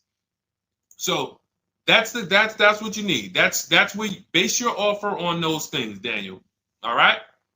All right, great job. All right. All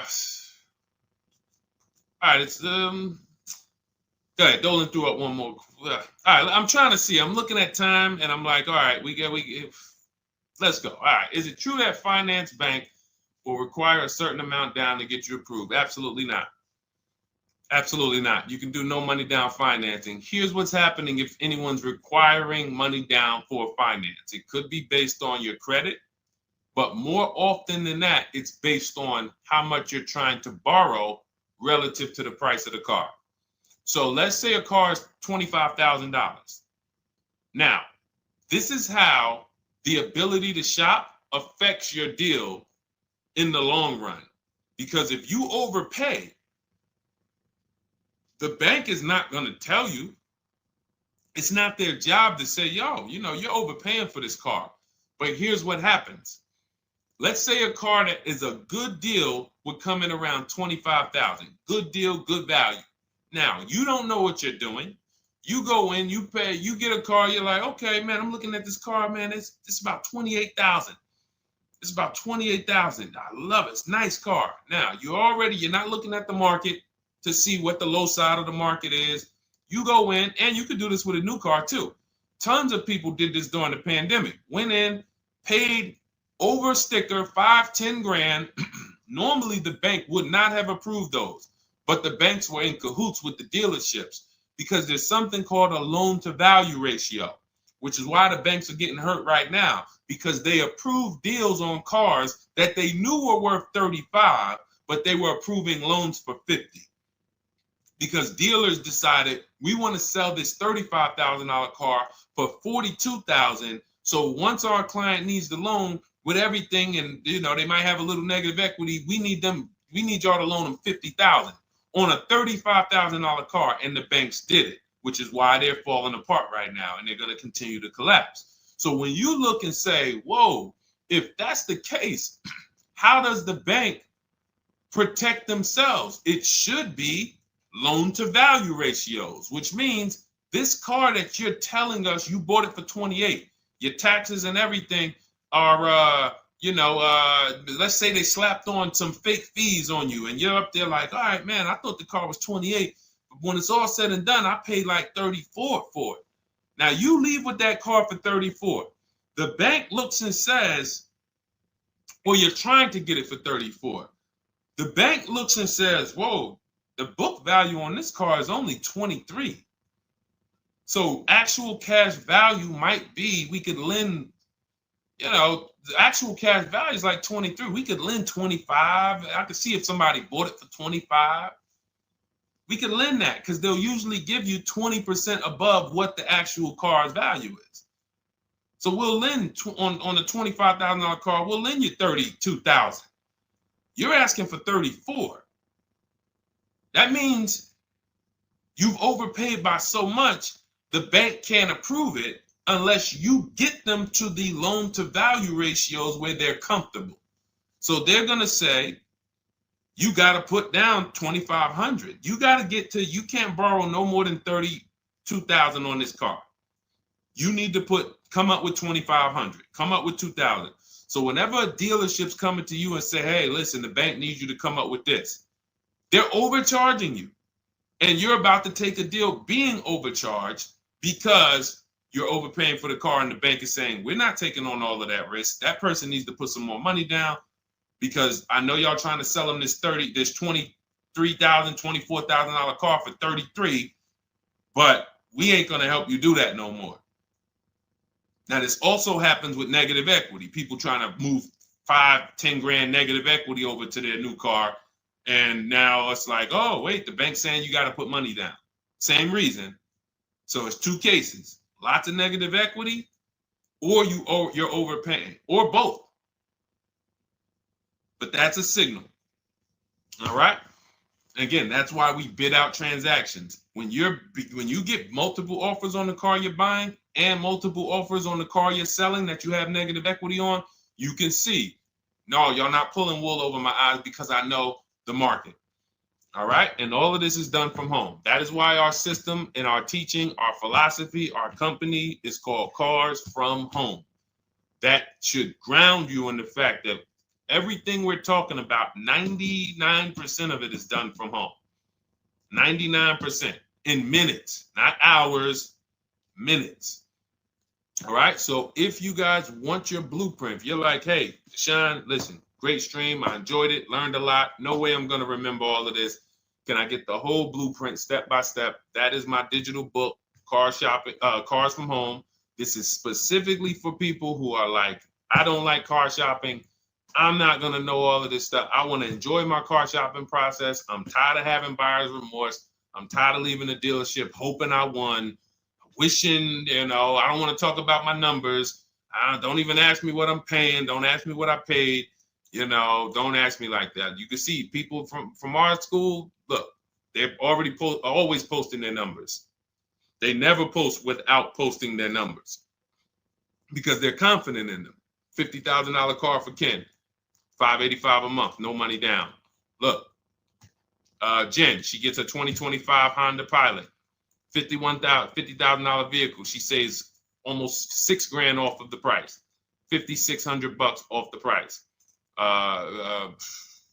We could do this all day long. Oh, this is a long one. Oh, graduated. I put $1,000 to hold the vehicle Saturday. The dealership we ended up made the best deal, easiest, quickest process, little over 2-hour drive away. That is a signal.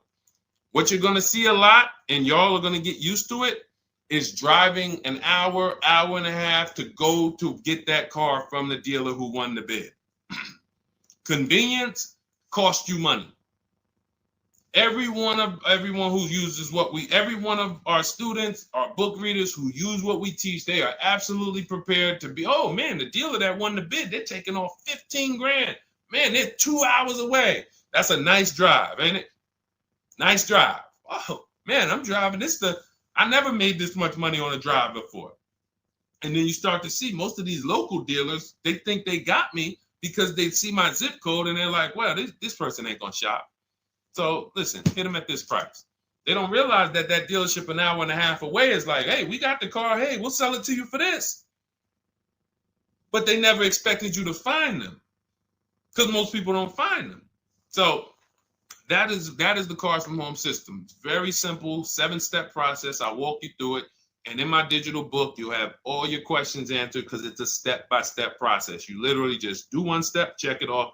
Next step, check it off. Next step, check it off. By the time you get to step 7, you're setting up your delivery of your car or you're going to pick it up. All right. But it's normally $97. Part of my welcome offer, 30 minutes only. You can go grab a copy for $24, 75% off, and you will have it in your inbox. Make sure as soon as you get your book, you screenshot the thank you page, has my support team's email on there, just in case the book's not in there in the next 10 minutes.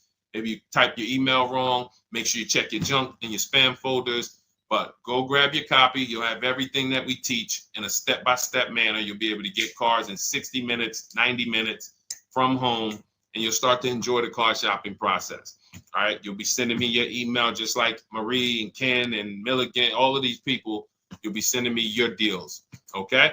And for those of you, you have a different learning style, you can look into, you've been seeing us sharing a lot of these Facebook posts from our group. Our Cars from Home Shop with Deshone program is video checklist instead of book checklist.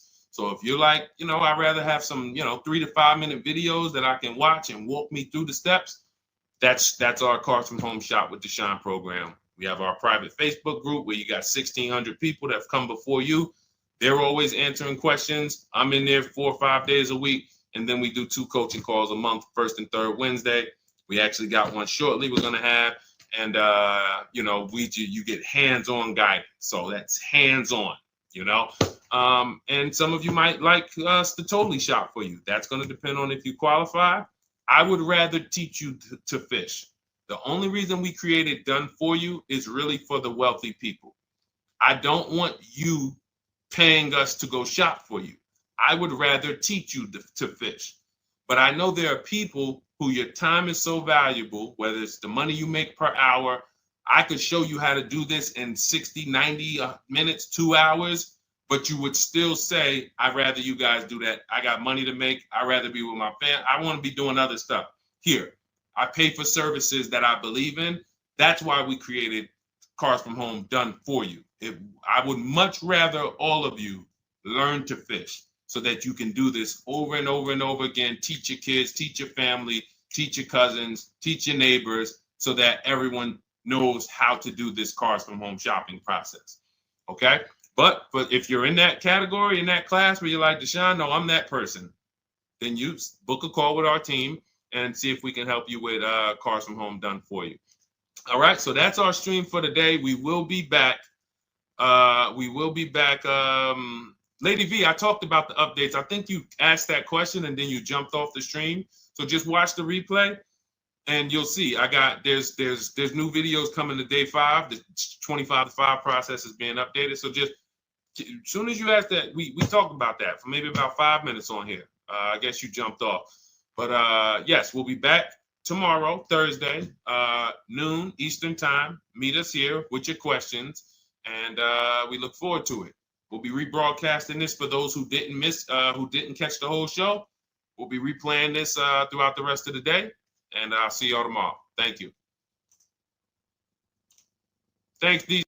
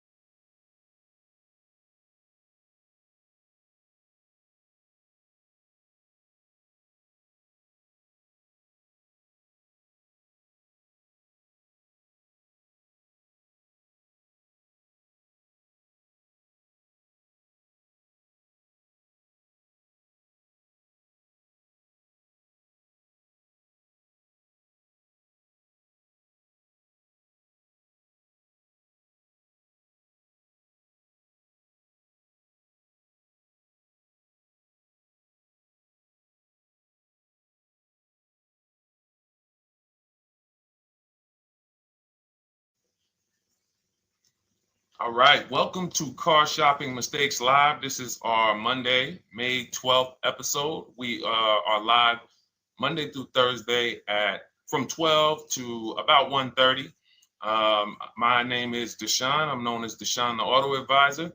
And what I do is make sure that people like you never overpay for cars. That's what we've been doing for the last 4 years online. And I spent over 14 years in the auto industry. Worked for General Motors for 5 years, Mercedes-Benz for 5 years, had my own new car brokerage. And now I focus on making sure you have the strategies you need from the inside. So what you're going to see is my perspective is very different, being inside dealers for 14 years. And so you can feel free to start typing your questions. Again, we are live every Monday through Thursday. You can mark your calendar so you don't miss a show at 12 noon Eastern time. And no question is off limits. There's really nothing that I think is going to catch me off guard. So, feel free to start throwing your questions out. First of all, who's shopping for a car? If you're shopping now, or you will be shopping in the next 6 months, type me in the comments. Who's shopping or will be shopping in the next 6 months? Because what you're going to see is you don't want to wait. A big part of what I teach is making sure you're positioned to get great deals, which is not waiting until it's an emergency. Now, sometimes you have an emergency, your car is totaled, your car was stolen, you have less than 30 days with your rental car and you have to get a car. That's different. But we don't want to go into a $30,000, $50,000, $100,000 transaction waiting to the last minute. So who's shopping for a car? Let us know in the chat. Let me know. Hey, yours truly. Great to see you. Great to see you on YouTube. We are live on 4 platforms: YouTube, Instagram, Facebook, and TikTok. So I have my man Dolan, the best moderator in the world, bringing your questions in. So no matter what platform you're on, you can start typing your questions. Now, this whole stream is going to be sponsored by my new digital book. It's called Cars from Home. 7 steps to saving time, money, and avoiding dealerships. It's already 5-star rated. If you look on goodreads.com, thank you to everyone who has reviewed the book. You've sent me your stories. You sent me your testimonials. You sent me your deals. Continue to do that. I love getting those emails. It makes a big difference. People like Marie, she got 13,000 off using the book, using the steps. It's a simple do-it-yourself blueprint to really, really maximizing all the money in your car deals. And you can get a copy for the next 2 hours for 75% off. It's normally $97, but as part of our book launch special, you got your copy for 75% off, $24. So you can go to my TikTok bio, Instagram bio, the YouTube comments, or the Facebook comments. We have a link for you, and you can grab your book. You won't leave the stream. And you can come on back. Feel free to ask as many questions as your heart desires. All right. Good to see you, Nikki. Happy Monday. Great to see you. All right. So, okay, Dolan, let's start bringing in the first question. I want to check in on Instagram. And yours truly on YouTube asks, which fees can be negotiated on an offer for a used car? Great question. There's only 3 legitimate fees on every car when you're purchasing it pre-owned. Doc fee. Some people, you'll hear people say, "Oh, doc fees are made up fee." It's a legitimate fee. In fact, when you look on the purchase order, which is that long form after you get your car, you'll see it's oftentimes it's printed on there. So is it all profit for the dealership? Yes, it is, but it also is legitimate. Your DMV fees, plates, license, registration, and your taxes. So those are the legitimate fees. Now, what are not legitimate fees? Anything that's not those 3. The prep fee, the marketing fee, the service plan, internet fee. All of these things are absolutely made up. Absolutely made up. Now, what you're seeing now is you'll see, and this is why you never want to go into the dealership looking for a car that you didn't see online first. Online is where we create the competition. Once you're there, we've lost our leverage. That's why everything we teach is called Cars from Home. 99% of your transaction can and should be done from home, where you can see that fine print, where you can actually you can see the dealers who don't have the fake fees before you get out there and waste your time with the ones who do. So you'll see all types of made up fees. Now, what is also being made up, let's go a little deeper on this, is the people, all right, if I put a mandatory service plan on my car, it's not, there's value there. It's not like the internet fee, which is just a ripoff, or the prep fee, which is just a ripoff. There's a service plan built in. Okay, then we have to determine if there's value there for us. There's a key replacement built in. But here's how I would like you to think, yours truly, and anyone who's in a similar situation. You'll be shocked. Anyone who'll be shopping for a used car, type the letter U. I want to drop a couple things for you to keep in mind and lock in. If you're going to be shopping for a pre-owned car, type the letter U. So yours truly, when we're looking at cars, what we want to do is we want to see, oh, sorry, hold on. I'm just, oh, thank you to everyone who shared this broadcast with a friend. I appreciate it. If everyone shares with one friend, we'll change the auto industry in less than a year. So you want to look at, as you're looking online, you want to be able to see the low side of the market for the car you're shopping for. So let me give you an example. Let's say you're shopping for once you have your budget, you want to try to get as new of a car as possible. If you don't see cars in that budget, go 1 year back. I always like to do 100 miles. You don't want to just do this neighborhood shopping, because here's again, as someone who's been in dealerships or who was in dealerships for 14 years, I can never be in dealerships now. No dealership I wouldn't want to work in a dealership, but there's no person who could tell you guys the unfiltered truth and be in a dealership. They're going to get fired. So, but here's what you'll see. The total cost is what matters relative to how much the car was when it was brand new. I don't want you to pay attention to what they're offering the car for, because that is a made up number based on algorithms and market. Who's ever seen somebody, sometimes you're on a website and it'll say, this car it's a fair deal. It's a good deal. It's a great deal. Who's seen that? That's based on an algorithm. It doesn't actually, it's not real value. Here's what's real value. Let's say you're looking at 4 Honda Pilots. They're asking $22,000 for one, $23,000 for the other, $24,000 for the other, $25,000 for the other. So 22, 23, 24, 25, right? Now you're looking and you're like, well, these cars look a little similar. You know, this one, what's the best deal? Once you get the new window sticker of that Honda Pilot, you'll see one of these Honda Pilots was $45,000 when it was new. This other one was $46,000 when it was new. But this other one was $53,000 when it was brand new. And that's the one that's actually giving me the biggest discount. That's the value.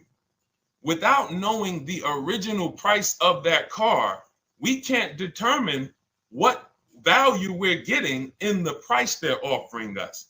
And when we don't do this, we make this mistake. We end up doing what some people did during the pandemic.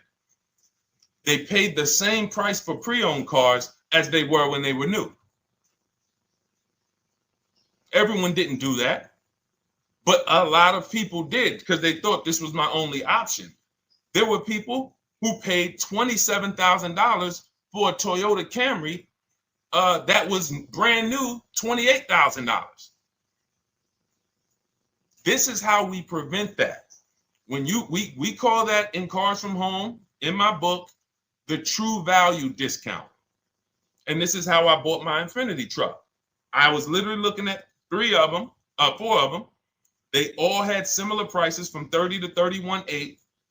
And literally the one of them was 46, one of them was 48, one of them was 52, and one of them was 55. So when you do that math, and I have a calculator in my book that does it for you, but it's simple. You just put the MSRP in and you create and you divide the asking price into the MSRP. And you'll see, oh, wow, this deal is giving me 42% off. This deal is giving me 30% off. So you see how simple it is now to shop when you look at it, when you're looking at it that way. Oh, this deal is giving me 30% off the original price. This deal is giving me 44% off the original price. Then you weigh those things out.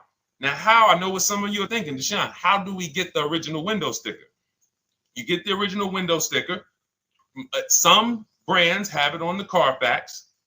They have a deal with Carfax. And then sometimes you can Google Maroney label. You're looking for this. I'll show a picture of Maroney label. That's a window sticker. This is what you're looking for. Maroney label. And you can do window sticker, new window sticker. There is a service out there that gets them for $5. Again, I'm not affiliated with it, but here's what you should be looking at. That $5 is like my inspection on a home. I'm only doing this for my top 3 to 5 cars. Top 3 to 5. And once I get that, boom, now, if you're not doing this, there's no way you can get great deals on used cars.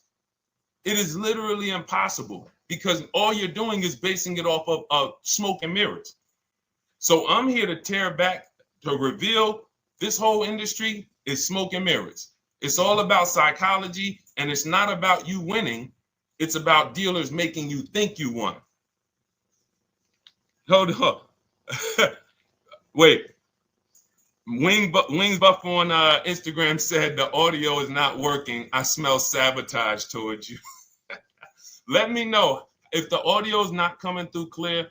Let me know, and we'll try to adjust it. I don't know. Yes, exactly, Amanda. It's called real value. Real value. We call it the true value discount. That's what it's called. So it's biggest discount from the original price. So when you're out looking for pre-owned cars, your only mission is to look at, you can ask the dealer sometimes, hey, you got the original price of the car? Again, you don't buy a new car without it. Thanks, Creole Queen. I appreciate it. She said on TikTok, we're fine on TikTok. I don't know why it may be coming through different on Instagram, but maybe log out, log back in, and let us know if it's something that is just coming through on Instagram. But you'll see the difference. Type $ if y'all understand that before we move on, because we got a lot more questions coming in. But without getting the new car price of the used car, it's impossible. We can make up a price. We can literally just make up a price. Oh, we're asking $32,000 for the car. How do you know that's a good price? But when you know, oh, that car was originally $61,000, they're asking $32,000 for it. Oh, I saw another one over here. They're asking $30,000, but the original price was $50,000. It's not a good, you get what I'm saying? Lower price, which is what most people flock to. Oh, this one over here is $1,000 less. But that $1,000 less is getting you $8,000 less vehicle. Okay? Type $. All right, yours truly said she's good. Did y'all get that? Y'all getting this? Let me know if y'all getting this. All right. Thanks, Sweet Now. All right. We are live. This is our Monday, May 12th show. We do these shows Monday through Thursday, 12 noon to about 1:30 p.m. Eastern time. So we'll also rebroadcast the replay throughout the day. So if you couldn't catch it live, definitely catch the replay and you'll be able to catch up on anything you missed. EJ, great to see you on Facebook. How do I buy a Tesla since they only are online and at one price? Great question. You don't negotiate with Teslas because they are actually one price. So when you look at a Tesla, you're actually looking at something none of the car dealers do, but they want to make you think they do it.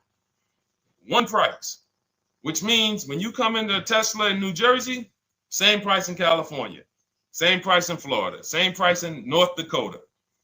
Every other brand Every single car is individually owned and operated. Every car dealership. And, I remember like somebody came on the show and said, oh, Nissan is overpriced. I said, no, whatever Nissan dealer you went to was overpriced.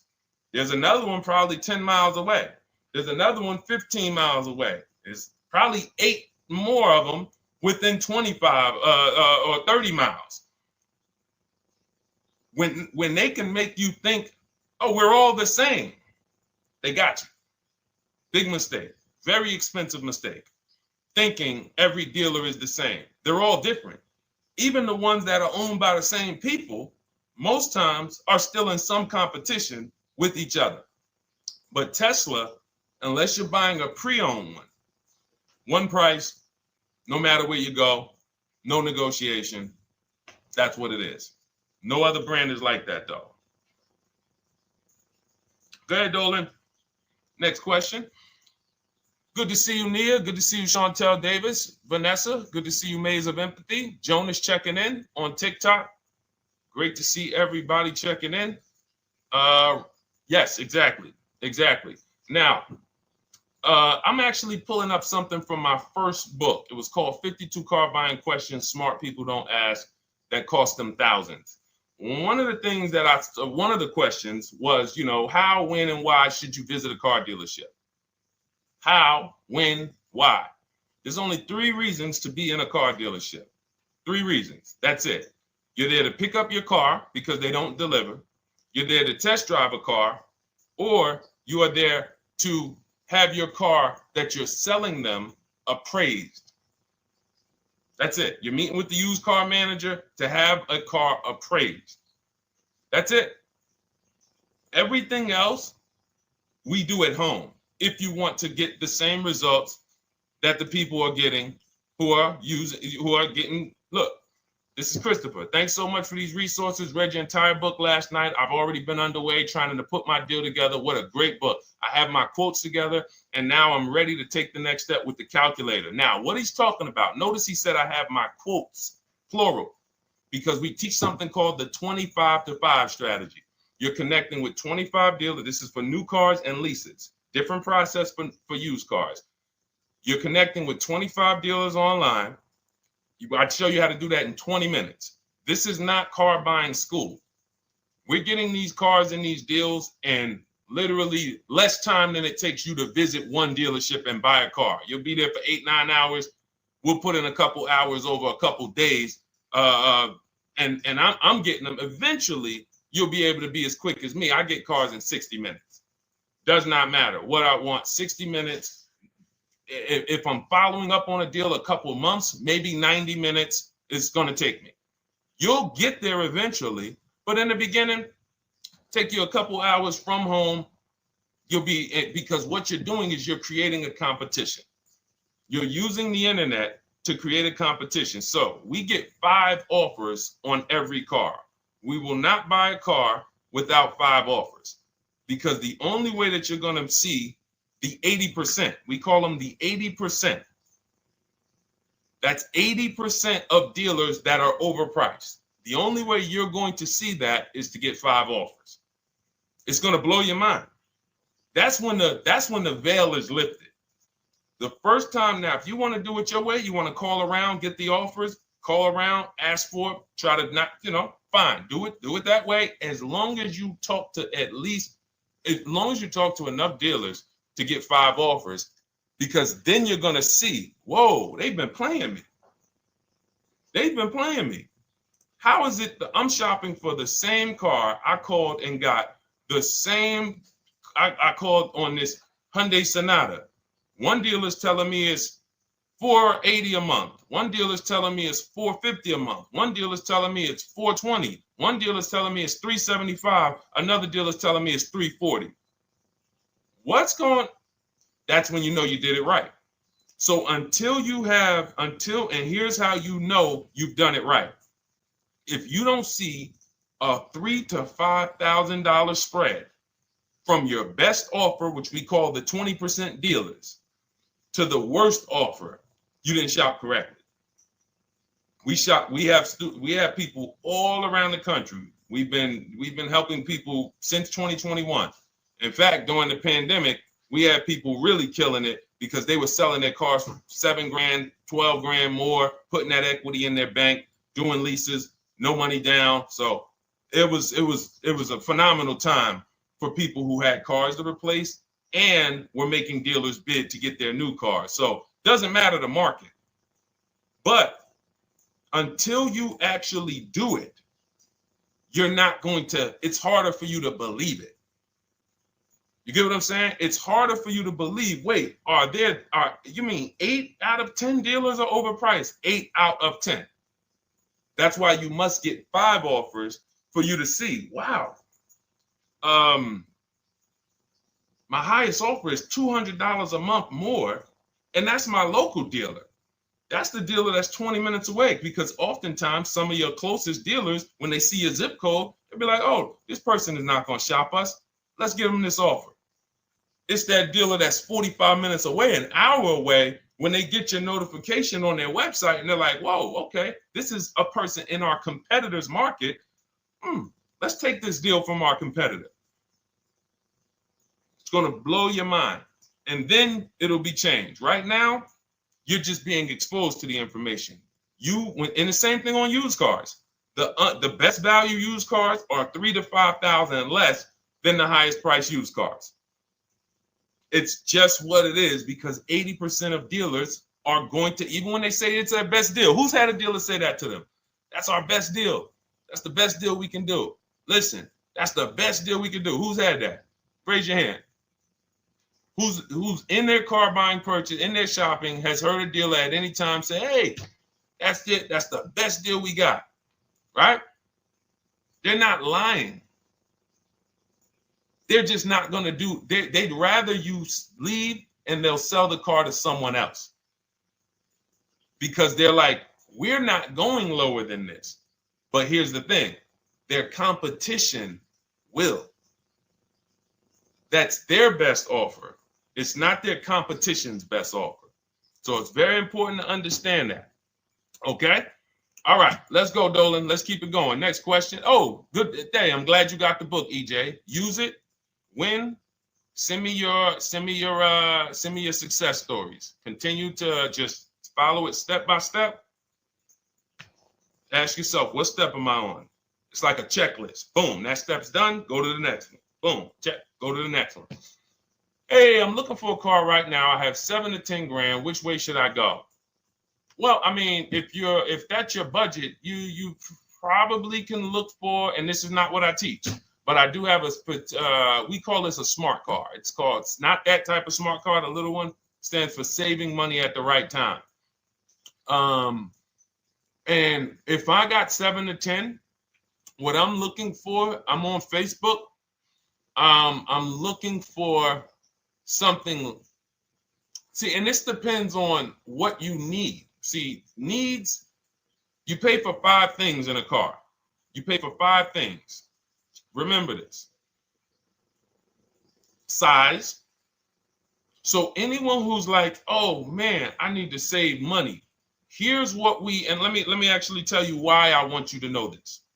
When I was in Mercedes-Benz, right? We had people come in. I remember a woman came in. She's like, okay, I got kids. I need the one with the 3 rows. All right. So she needed the one with the 3 rows. We go through it. We pick it out. Once we get her a price on it, it's way outside of her budget. Now, here's what she says. Oh, what about the one, the 2-row one? Now, my question to her, because I'm an advisor, even when I was a car salesperson, I was still, and my brand was Mr. Mercedes. So the people who are in New Jersey, I created the Mr. Mercedes brand. And I said, didn't you tell me you had kids and you needed the 3rd row? She said, oh, yeah. So I said, why are we even discussing a 2-row vehicle then? She's like, yeah, no, you're right. I'm like, this is just not the vehicle for you. And that's okay. But the worst thing you can do is to go smaller than you need on a vehicle, because now you're not gonna like the vehicle in literally the vehicle's not functional for you. So size is very important. That's why I created something called the smart sacrifices. When the budget starts to get tight, You have to know, what can I take out? So size, amenities. Amenities is, do I need the leather? Do I need the navigation? Do I need the sunroof? Do I need the big sunroof? Do I need the wheels, the fancy wheels? These are amenities. You got power. You pay for power. Do I need the engine? Do I need the bigger engine? Can I go with the standard engine? And then here's where the money starts to really go high. Class. So you look at Chevrolet, Honda, Toyota. Okay, that's class. You go to the next class, you're looking at, let's go Infiniti, Acura, Lincoln, Genesis. These are the next class, which means you can have a vehicle, same size, same amenities. It's 10,000, 15,000 more, different class. Then we go, and of course you have Mercedes, BMW, Jaguars, somewhere in between, Lexus. These are going up in class. So, and then the last thing you pay for, which is really expensive, is exclusivity. So when you have a vehicle, oh, no one else has this vehicle, you're going to pay for that. You can have a super small vehicle. It doesn't have a lot of features, but no one has it. It's a ton of money. So as you're looking at your car with a $7,000 to $10,000 budget, you got to ask yourself, what can I take out? And I say, don't let it be size. Go with the smallest vehicle that will suit your needs, and then get the lowest number of amenities that'll suit your needs, the lowest amount of power, and then you look for the most recent vehicle. And I would look for something. Let's just say, for example, someone's looking at a Mazda 3. It's a $25,000 vehicle, brand new. I don't need the leather. I don't need the fancy stuff. I don't need a big bunch of power. I could probably find one for 10 grand that's not too old, maybe about 5-6 years old, if I'm looking correctly.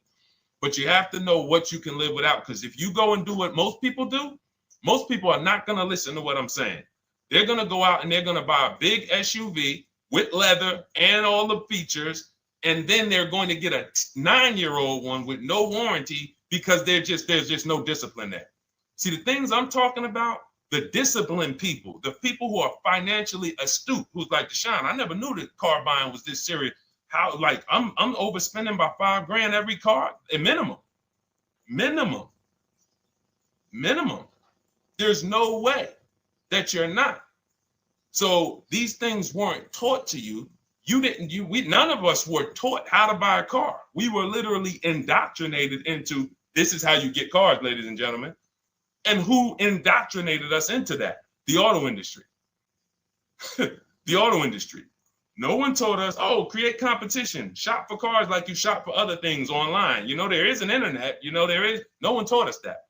So you have to say to yourself, all right, boom, I got to unlearn so that I can relearn the new way to make sure every time I get a car that I love and I get the most for my money, which is not what most people are doing out here. There's blood in these streets. You hear people, oh, there's no cars, there's no deals. They're walking in the dealer saying this stuff. Like, you're going into a person who wants to sell you something and giving them all the strategy, all the ammunition to sell you, raise the price. Hey, man, I've been looking for this car. Not many people has it. Cha-ching. Thank you for telling me that. Oh man, the tariffs are coming too, right? I hear the tariffs are coming, so things are getting more expensive, right? Yep, absolutely. Yes, they are, Mr. Customer. Thanks for saying all of this stuff. That's how most people buy cars. That's why the auto industry is just printing money on the public. So you got to change your behavior, and that's what we do here. And it's easy, and it's fun. You look at the people. Look, and we'll take some more questions because I see we got one that just came from Nurse Gregory. I got you on TikTok. So this is our Monday, May 12th live show. So we are live.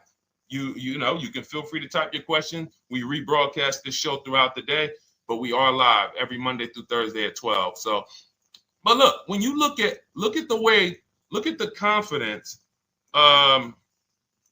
from Brian. Look, just finalized my deal. First ever lease using your system. 2025 Honda HR-V Sport, $30,000 MSRP, $395 a month, 1.2 ratio. That means he understands how to value leases when he's putting his ratio. 12,000 miles, 36,000 miles, 36 months, no money down. Initial quote was 434. Then he used our calculator, and the counter offer came down to 394.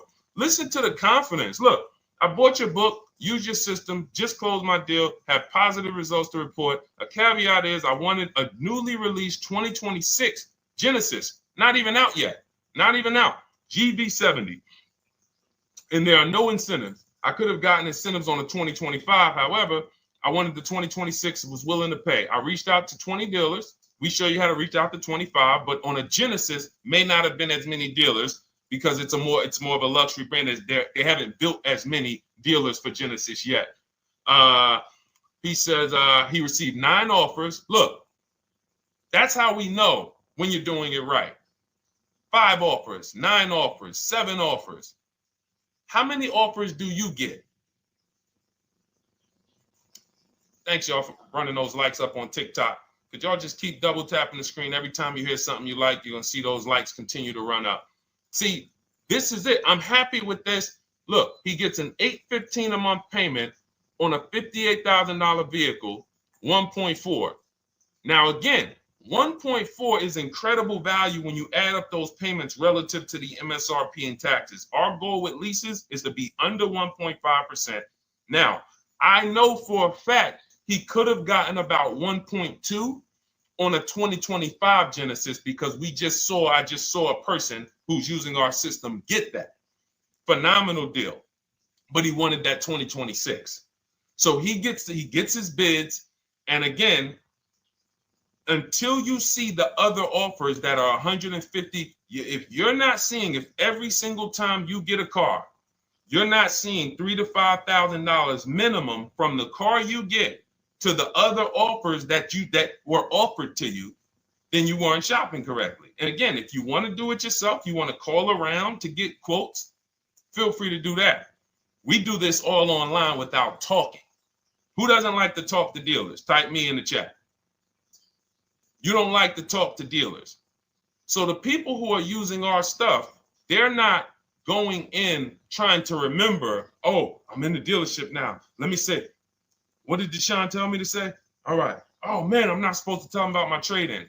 That's old 2005 stuff that car dealers been on. We've been knew about that stuff, that you were holding your trade-in till the end. That's why we're going to ask you questions that you're not really ready for. Hey, Paul. Hey, good to see you, Paul. Thanks for jumping in, coming in today. The car you drove up in, whose car is that? That's what you've been driving for a couple of years? Yeah, okay, yeah, that's yours. Okay, perfect. So we are already trained to ask you questions that we're going to get the information. So the only way, I'm not training you to go in and do battle and negotiate with someone who negotiates 3 times a day, 5 days a week. When you step back, start making dealers negotiate with themselves. That's what bidding is. You're going to see, whoa, it's easier to save money from home than it ever was going into a dealership. All right. Good to see you, Jamel, on YouTube checking in. Good to see you, Paul, on Facebook checking in. We are live on Facebook, Instagram, YouTube, and TikTok. And for those who, hold on, let me see. Do I got any sharers? Who shared the broadcast? Raise your hand so far. Raise your hand so far if you shared the broadcast with a friend or if you hit the share button. Nurse Gregory? All right, Nurse Gregory, send me a DM. You got a free copy of my book. Let's see. That's it. I don't think we have any.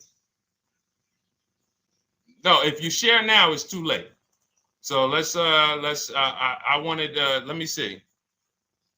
Because Nurse Gregory, you have been on the show for a little minute. See, I do that stuff every now and then. I do that stuff every now and then. That's why when I ask you guys, like, to help me get this message out so we can help more people, you never know when I'm going to just say, you know what? You got a free copy of the book. So, I ask you guys to continue to share this broadcast so that we can help more people. Like, this is not about, because follow me. until most of the country is actually shopping from home, it makes our job shopping from home a little bit harder, because literally dealers know on a weekend, they come to us on Friday, hey, how many appointments we got? We got 200. 200 over the weekend. So they expect you guys to walk in. So until that goes from 200 to 100, and they're like, whoa, what's going on here? Whoa, people are not really walking in anymore. We're getting half the appointments. Oh, wait, what's going on? We only have 50 appointments. Memorial Day weekend, we got 100. We're normally at 300 appointments over a Memorial Day weekend. So until we start doing this collectively, it's hurting. It makes all of our jobs a little bit harder. So that's why I appreciate the people who share the broadcast. Yep, send me a DM.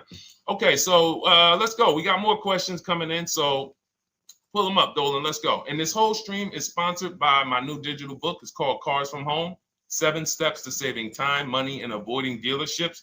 It's already 5-star rated. And, I'm reading a couple of the testimonials. Thank you to the people on Goodreads who reviewed that book. Thank you so much. And it's normally $97, but as part of our welcome offer, you can get yours for $24. That's 75% off. You can go to my TikTok bio. It's only for 2 hours. So once that 2-hour timer goes to zero, price does go back up to $97. So head to my TikTok bio, the Instagram bio, YouTube comments, or the Facebook comments. Grab yours for $24. Save you 75%, and just use it. It's a step-by-step blueprint checklist to dominating the car market. Okay? And someone remind me to talk about the 3 pillars of great car deals before I end the show. Please, the 3 pillars of great car deals. We got about another 45 minutes, but remind me before we end the show. If you don't operate with the 3 pillars, there's no way you can get a great car deal. And I know this sounds like bad news, but I can't get you the good news. I'm like a financial doctor. And we have financial cancer when it comes to cars. So it's not a pleasant thing, but we can get you to the other side. You're losing a ton of money. You're losing equity. You don't even know you can sell cars without the title that you haven't paid off yet. You don't know you can sell leases. All of this stuff is costing you thousands and thousands of dollars. But we can get you to the other side. Third, so nowadays, it's always better to just buy new, especially if you plan on keeping the car long term. No, absolutely not. If I'm keeping the car long term, there's something. So step 1 in our book is called the 8-year rule. It's the 8-year rule. Who's always wanted to know what's better, buying or leasing? Type me if you've always been like, Deshone, I hear about buying, I hear about leasing. When is it better? When is it better to buy? When is it better to lease? Who's had that question? We have an anchor called the 8-year rule, which answers the question. The next car you're buying, how many years are you planning to keep it? Type it in the chat. We had a bunch of people that said they'll be shopping. The next car you're going to be purchasing, how many years do you plan to keep it? Okay, Nurse Gregory, I see 5. Okay, let's get some more answers. How many years do you plan on keeping the next car you are going to purchase? 2 to 3 years, Jamel Singletary. Perfect. Good to see you, Jamel. Rain King Leo on Instagram, 2 to 4 years. Perfect. Okay. Paul on Facebook says as long as possible. You got to go with a year. See, that's the reason why. See, the longest possible, well, give me a year, a number of years, because you're going to see people be like, oh, I plan on keeping that car, and I didn't do the research to even find out that the car wouldn't last that long. So, I'm not going to buy certain cars planning to keep them as long as possible, because it says literally around 100,000 miles, I'm going to start having problems with them. So if I buy them pre-owned, then I get to 80,000 miles. I mean, car starts having, so we need years. Mel Nelson on Facebook, 9. Paul, I see you, 10. Okay, Danielle Rosario on YouTube, 5 at least. So check this out. Roashu, I'm sorry, I probably butchered your name, on Instagram, 6. All right, DJ Ant Nice on TikTok, 6. Okay, 8-year rule says If your answer to that question was 8 years or longer, you should be shopping for a purchase, new or pre-owned, depending on your budget. Now, if your answer was less than 8, then you should be shopping for a lease. Both of these things come with caveats. Below market. Not these lease deals you see on commercials. Those are not lease deals. I don't even call them deals. None of those prices, as you guys see me share the leases that my students get all around the country and the people who read my book, you're going to be like, wait a minute. Those don't sound anything like the prices I see on the commercials. They're not. We get below market leases. And most of the time with no money down. We always shop with no money down. On a purchase, you need a below market purchase. Again, you should see $3,000 to $5,000 above on other cars that you didn't buy. So the car you got, whether you're purchasing it or leasing it, it should be $3,000 to $5,000 below the other offers that you've seen, the other cars that you've seen online. So when we look and say, do we go new or pre-owned? And I know some of you got shocked with who was taught never lease a car. Like when I just said the 8-year rule, and I said, hey, all of you who your answer, Jamel, 2 to 3, you should be shopping for a below market lease. Dario, YouTube, you should be shopping for a below market lease. Madison, Marv on Instagram, below market lease. Yep. Rain, you've had your car for 3 years. You're already debating getting rid of it. You should be shopping for a below market lease. Yep. Nurse Gregory, below market lease. DJ Ant Nice, below market lease.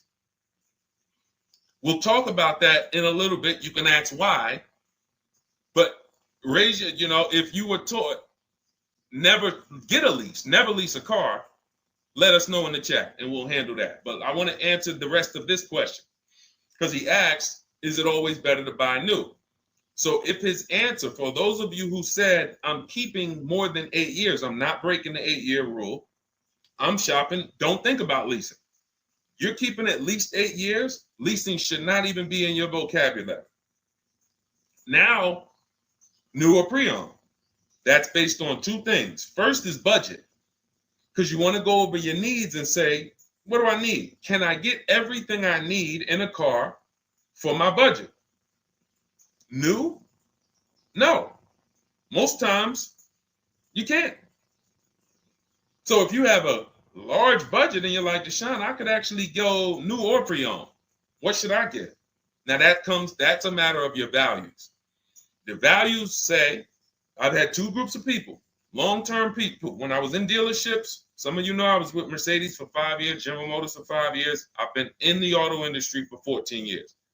People would say, Deshone, man, I only get a new car. I'm like, yeah, I only get a new car every 10 years. That's why I get my new car. I'm going to treat myself. That's values. Now, some people say, well, I could afford both, but you know what? I want to knock 20, 30, 40% off the price. That's values. So it's a matter of your values. If you can afford both. But no, there's no one-size-fits-all formula. That's what got you guys in trouble. That's where you get in trouble at. Listening to people online that say, all of you should do this. All of you who's heard people say, this is the funniest thing in the world to me. Who's heard people say some teachers, car gurus who've only bought 30 cars in their life, they think they're a guru. Who's heard them say, never buy a new car? No one should ever buy a new car ever. Who's heard that? Who's heard that? Who's heard that? I'm going to tell y'all how funny this is and how bad this advice is. And one day, I would love to be on a panel with like people who talk cars. All I need is 10 minutes. We're gonna rip them from leasing down to everything. So everyone should buy a used car, right? Oh, wait, I don't want to talk about your dad though. Miss you dad. She said I heard it from my dad. All right, but your dad probably is not saying everyone should buy used cars. There are people who say, all right, Paul, you've heard it. All right, Rain King Leo, you've heard it. So let me ask you a question. If we ask some of these people who swear, hey, none of you should ever buy, and they talk to millions of people, and they preach this, no one should ever buy a used car. So here's the question. how do the cars become used?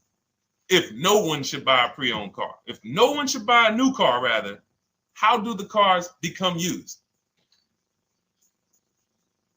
So let's just say you could snap your fingers. So if you had it your way, no one would buy a used car. No one would ever buy a used car, ever. So you snap your fingers, that would be your wish, right? Yes, exactly. So how do the cars become used then? So if something that you're suggesting could not get 100% market penetration, it's not a good idea. It's not realistic. There are people who should be leasing new cars below market. When you lease a car, you get a brand new car that year, 2025, all the latest and greatest. You're the first driver, unless you get a demo, which has maybe, it's a couple months old, within a couple thousand miles. But other than that, it's a new car. That's what you're leasing. Got to get multiple offers or they're going to overcharge you. You'll go in, you try to go in and, hey, work me up a lease deal. You'll be like, whoa, this doesn't sound like what Deshone said those leases. But that's got to say, because we don't go into dealerships to get lease prices. We stay at home and get multiple prices from home. You're walking into an 80% dealer. But yes, that's the difference. So the 8-year rule is to be your anchor for when I should actually be buying or leasing.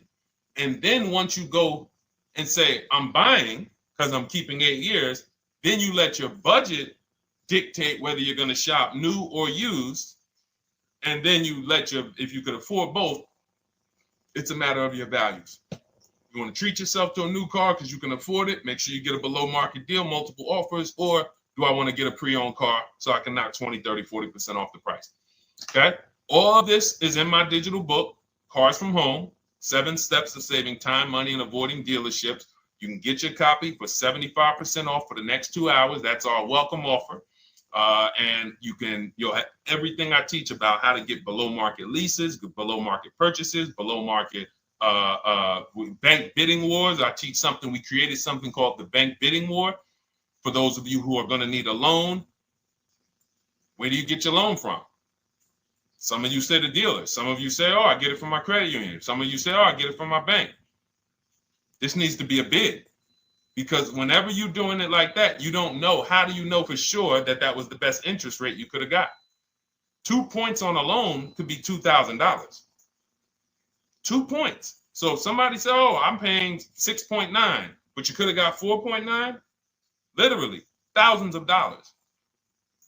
So, and again, that goes into the 3 pillars of great car deals. We haven't discussed that yet. We'll do that before the end of the show. All right, let's go. More. Oh, by the way, for those of you who I didn't finish the sentence, you want your copy at 75% off instead of the $97, which is the normal price. You get it for $24. Head to my TikTok bio. There's a link there. Click it, and then head to my Instagram bio. There's a link there, and then we have a comment in the Facebook and YouTube comments for you to grab your copy for 75% off. Once it's 2 hours expires, goes back up to $97, and it's still worth every penny, because as you can see, Marie used it and she saved $13,000. So what's her return on the investment of $24? Just wanted to reach out, say thank you. Using your guide, which is the book, I saved over $13,000 off MSRP, got my payment to be hundreds lower per month and maintenance included, no money down. Just wanted to say thank you. Keep sending me these emails, y'all. I love bringing these emails onto the show. Like, our world, that what we do with these cars it's a whole different world. Like, that's a great show, but it's also our life. Like, different, it's a different world. We operate in a different world. I got a lot of books on my shelf here. I cannot tell you books that actually give me ROI like Cars from Home. Like, she bought a $24 book. Even she might have got it for $97. And she saved $13,000 on one transaction. What about her? What about her significant other, if she has one? What about her children? What about her family and her household? What about when her mom or dad needs a car? It's endless ROI for one investment. Okay? So shout out to everybody that got their copy. Please keep sending me your emails. I love getting them. Let's go, Dolan. Next question. Awesome, DJ and Nice. You're gonna love it. Like, let me just say this one thing. Keep Dario's Dario from YouTube, keep his question up. But I want to say this to you, DJ and Nice. My niece, she's 20. Some of you heard me talk about her on earlier streams. She told me, listen, Uncle, when she asked me, what should I do? I said, I knew she's not keeping the car 8 years. I asked her because there are some young people who just are not into cars. Like they will literally drive one car long term, but typically in your 20s, things are changing, jobs are changing, families changing. Your needs for the car may change. So I'm like, listen, 8-year rules. You should be shopping for a lease. You're going to save way more money. Most people go out there and they'll tell you go buy a used car, and they'll put you in a used car for $300, $400, $15,000 is only, that's $300 a month. They'll go and put you in a, $400 payment, $20,000 used car, $18,000 used car. You barely got a warranty. Maybe you got no warranty. So in a year, 2 years, you better have a tow truck on speed dial, just so, you never know. You get what I'm saying? Not saying it's a bad car. Used cars, 5-year-old, 6-year-old, no warranty. You better have roadside assistance. So I said, let's do this. Pick a new car, go drive one, pick one under $30,000. Because she said, I would like my payment to be like, under $350. I'm like, all right. She's got her credit to where it needs to be. This is why we should have our young people with their first credit card early, or as a what's the term? It's slipping my mind. When we add our young our people to our account as parents, authorized user. And so she goes out. She drives the Hyundai Sonata. I said, okay, perfect. She said, I like the car. We get her offers. We started getting offers for her Thursday. By Saturday morning, her best offer was $338. We sent out counter offers because I have a counter offer calculator in my book. So when we get the offers, this stuff takes you minutes. Again, I'm not inviting anyone to college to be a car salesman. I'm inviting you to a system that will help you get cars in 90 minutes. So we get her offers. We send out the counter offer. We're probably going to land somewhere around because she only needs 10,000 miles. She's probably going to be about $295. Brand new car, 2025, $26,000 car. And so compare that. You get what I'm saying? So when you say DJ, and that was my experience. When I worked for General Motors, I went and leased my Pontiac. My boss is the one who showed me how to do it. I didn't even understand leasing. I was 22. He said, listen, even though I was selling leases, I was just a number. Most car salesmen are this. Y'all, this sound familiar? All right. That's what you want, sir? You like the car? Is this the color? Okay. Let me go get the numbers from my manager. You get what I'm saying? They don't understand the numbers. And that's how I was at 22. I didn't understand the numbers until I got hired at Ray Katina. And Ray Katina, all his salespeople are finance managers too. So that's where I learned the numbers. But before that, I didn't know how this thing worked. But anyway, I'm leasing my first car, $256 a month, Pontiac G6. Brand new car. My other friends out here, they driving other cars, $400, $500 payments. Used cars. So you're going to love it. Like the money is it stays in your bank account, which is our goal. All right. Dario, let's get to you, my man. I'm about to finance my first car at 23 years old with a 769 credit score. Wow. I guess I should have read that question before I just went off on that whole story about my niece and everything. Let's look at Dario's answer to the 8-year rule. Dario, did you answer the question? Dario, how many years are you going to keep this? 5 at least. This is the part. This is the part where I don't know what to do. You get what I'm saying? Help me out here. Y'all get what I'm saying? Like there are times where I literally don't know what to do with this. Everybody, we talked about the 8-year rule, right? We went deep on the 8-year rule. I asked everybody I said, how many years are you keeping your next car? Everybody tapped in 10, 8, 9, 7, 5, 3, 2. I said, okay. Step one is the leasing versus buying question. What's going to save me more money? If you are not keeping your car 8 years, you are absolutely overspending by not getting a below market lease. Then, which I didn't even count on, DJ Ant Nice comes and says, hey, man, you talked me into getting this lease because I want to save the most money possible, and I'm not keeping the car 8 years.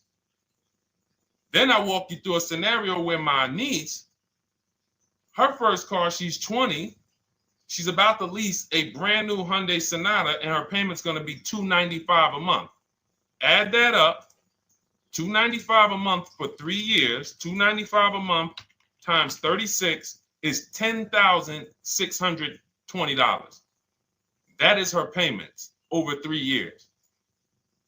$10,620 over 3 years, which means if we look at the $26,000 car she's getting, and then we look at the taxes and fees on that $20,000 car, we're probably going to be somewhere around $28,000.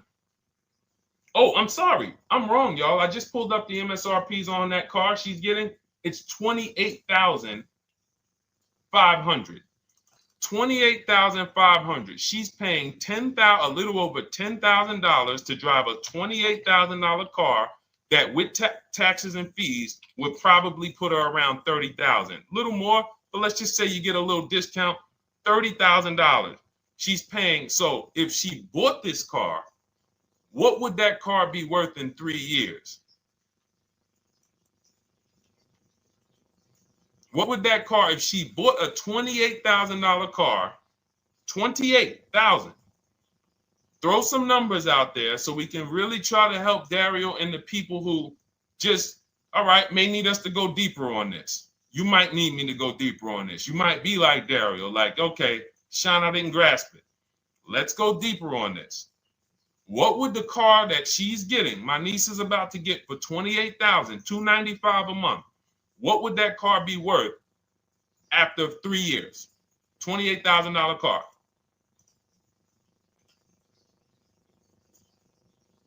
KJ Wonder, it's in the bio. Just click that link in the bio and you'll see a link that says $24 welcome special.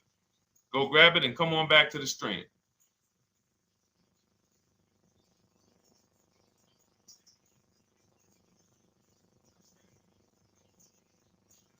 Anybody want to tap in?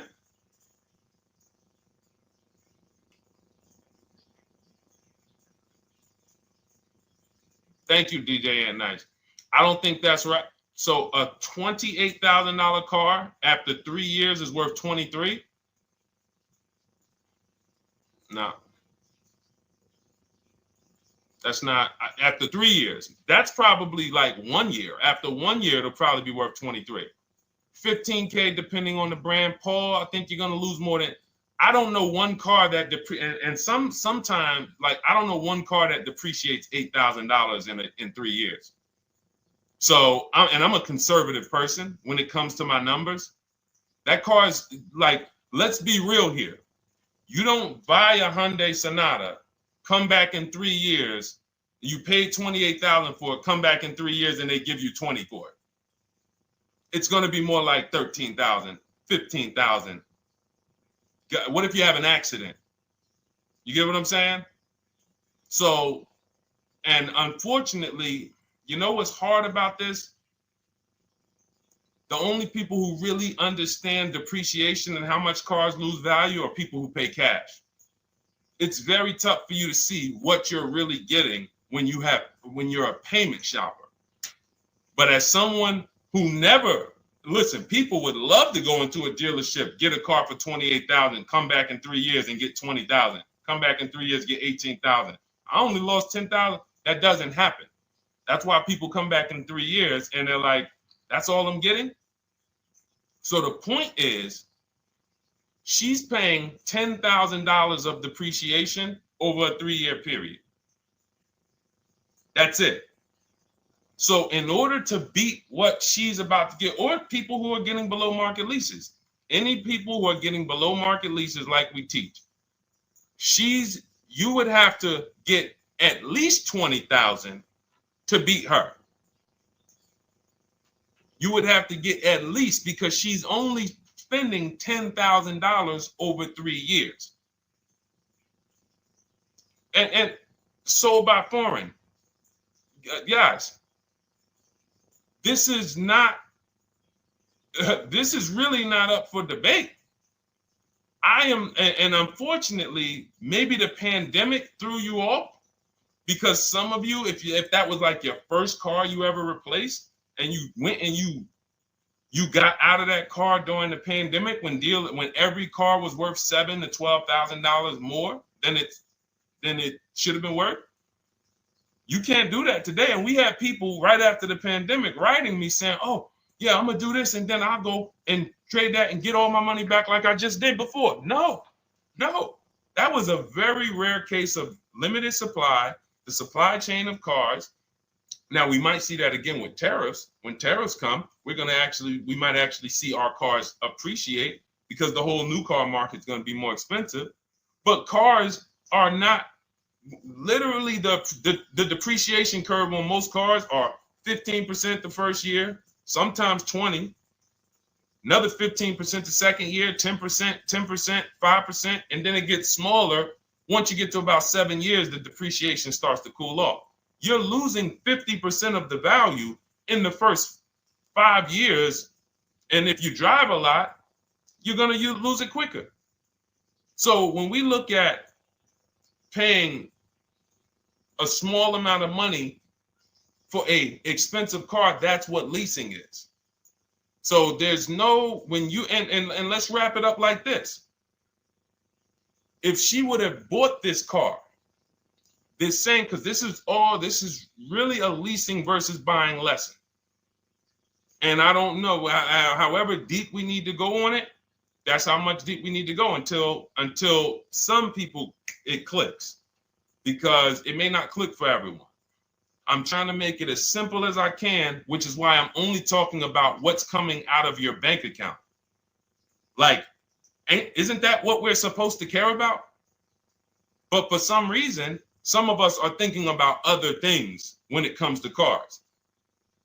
We go into somewhere else. So let's look at if she would have bought this same car, the same $28,000 car with taxes and fees, probably about 31 and change. But let's just round it off to 30. What's her car payment, everyone? Those of you who know the rule, every $5,000 is about how much per month on a loan?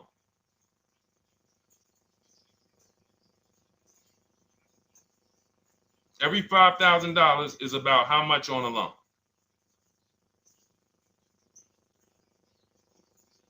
Now, every 5,000, thank you, DJ Ant Nice, you got it, $100. So again, these are videos that I make that, thank God, has been seen hundreds of thousands of times, some of them into the million. Every $5,000 is about $100 per month on a 5-year loan. Yep, you got it, Jamel. So what would this car cost her that was 30? Thank you, Tony, man. It would cost her $600 a month. So the same car that she's leasing for $295 a month would cost her $600 a month if she wanted to purchase it. Now let's throw one more scenario in there. Let's say she finds one for this price that yours truly said, about $18,000. She gets a 3-year-old used one. 3-year-old used car, good mileage on it, taxes and fees. She's a little over, let's round it off to $20,000. What's her payment? What's her payment for a 3-year-old used version of what she's getting new right now? $400. So where does it make sense to purchase at? Thank you, D-Boss. On TikTok, we see you. We are live. This is our Monday, May 12th live show. We're live from 12 to about 1:30 Eastern time, Monday through Thursday. Mark your calendars so you don't miss a show. 400. Where does it make sense at? I'm on my 7th lease. Where can you tell me that it makes sense at, unless you're one of the people, like, let's go back to Paul, who's keeping his next car 10 years. Let's go to, Paul on Facebook. Let's go to, who else we got? We got a bunch of people that said 8 to 10. Nope, not too many. That's why I read all of that, and I'm like, yo, all of you people should be leasing. 10 years. Wait, nope. I can't find many of you who said you were going to be keeping more than 8 years. So where does it make sense at? That's 3 scenarios where we took the same exact car that she's about to get for $295 a month, brand new 2025. We said, okay, if she got the same deal on that new car, she'd be paying $600 a month for 5 years. If she took it for a 6-year loan, she'd probably get her payment down to $500, but that's for 6 years. And again, she's not keeping the car that long. So when she goes to replace it, she's probably going to have negative equity in 3 years, like most people. Come back, every single car transaction you do, oh, I'm replacing it. Oh, you got negative equity. Oh, dang, how? This is how. And then we took another scenario of her buying a pre-owned one, and her payment on a 3-year-old one with 1 year left of warranty is higher than her payment on the new one. Where does it make sense? Thank you, Tony, man. It doesn't. It doesn't. Listen, depends on the interest rate and the length of the loan. We always, this is an average interest rate. So it's not going to be, your interest rate isn't moving you from from every $5,000 on a loan being $100 a month to every $5,000 on a loan being, $50 a month. No, it's not the way it works. Good interest rate, maybe every $5,000 is $90, 85 tops.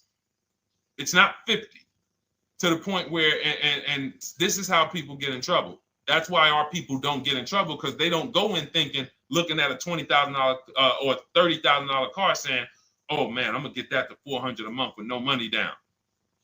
Yeah, you'll get it $400 a month with no money down. Your loan's gonna be 96 months.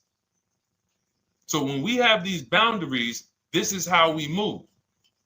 We're not even talking about the bidding process. We're talking about the bidding process is how we get the dealers to give us the best prices.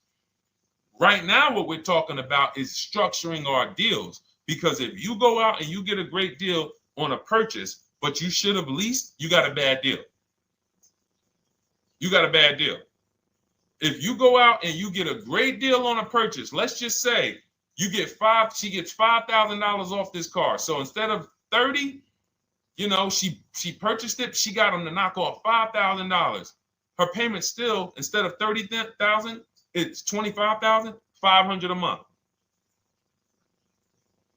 Thank you, Just Enjoy, appreciate it. It's fine. So a great deal on a purchase, when you are not keeping the car 8 years, is a bad deal, because it cannot compare to if you had gotten a below market lease.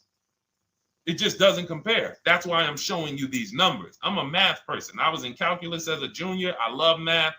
And my goal is to try to make the math simple by just showing y'all, hey, here's 3 scenarios: new car, used car, lease.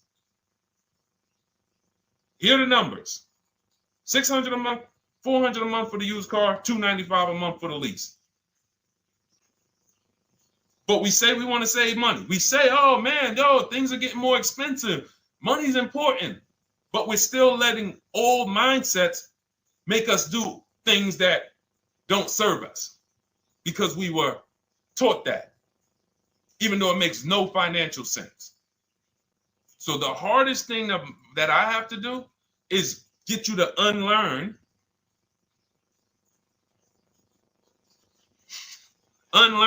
what you have been taught. That's why I represent this brand, because I realize I can't do anything for you until you get rid of the bad stuff that you picked up. You didn't go to school and you were indoctrinated into, this is how they taught me to get cars, even though it makes no sense. It creates buyer's remorse. You leave the dealership hoping you got a good deal. I hope I did all right. You wouldn't bet a dime on it. If somebody came up to you, hey, would you bet money that you really didn't get a good deal? You would be like, oh no, I wouldn't take that bet. I don't. No, you have no confidence, no guarantees, nothing. And this is what people are still staying in. So when we talk, we're inviting you to the new way. We call it, this is the new way.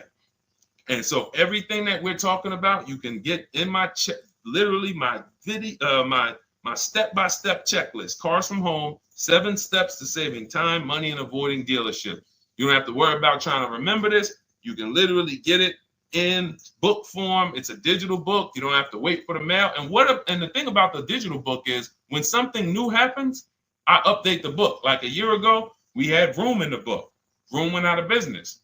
If you had a physical copy that you had bought, now here I am talking to you about, oh, now guys, you got to get volume 2. No, I just went in, we update the master file, Room's going, process stays the same. So that's the thing. So it's normally $97, but as part of our book launch special, you can get your copy for $24, 75% off. It's a 2-hour only offer. So next 2 hours, if you visited, you'll see the timer. Once it gets to 0, the investment is $97, and it's worth every single penny. The return on that $97 will be incredible. But if you get there before the offer expires, you get yours for $24. So head to my TikTok bio, click that link, my Instagram bio, the YouTube comments, or the Facebook comments. We have a link there for you. Grab your copy for 75% off. All right. All right, Dolan, let's go. We got time for a couple more questions.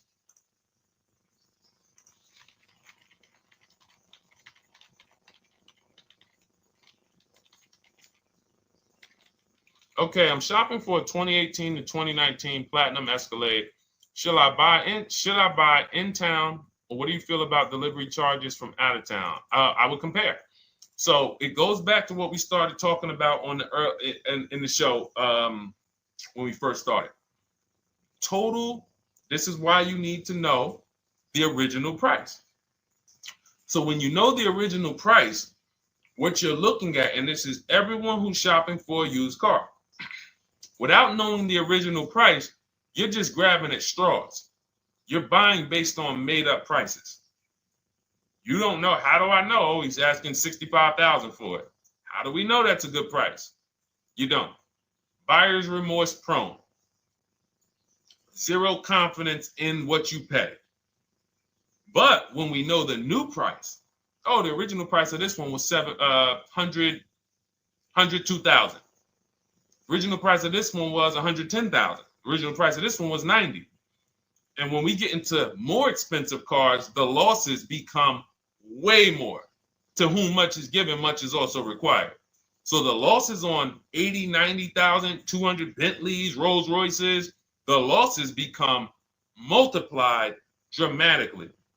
So if we knew, okay, this one was originally $102,000, they're offering this for $60,000. Oh man, they're giving me, 50, they're giving me 45% off. Oh man, this one right here was originally $90,000, but they're offering it to me for, $64,000. Well, they're only giving me 30% off. So you'll look, without knowing the original price, you're buying the wrong car because you're not buying based on value. You're buying based on made up prices.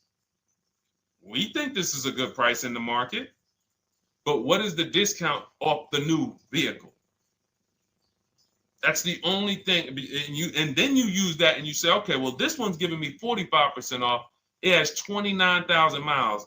This one's giving me 30% off. It only has 15,000 miles, and you can judge more accurately.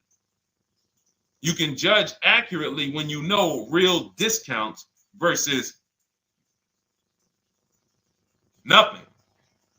So we must know how to get the new price. I mentioned it. Some brands have a agreement with Carfax. You can get it on the Carfax. Some brands have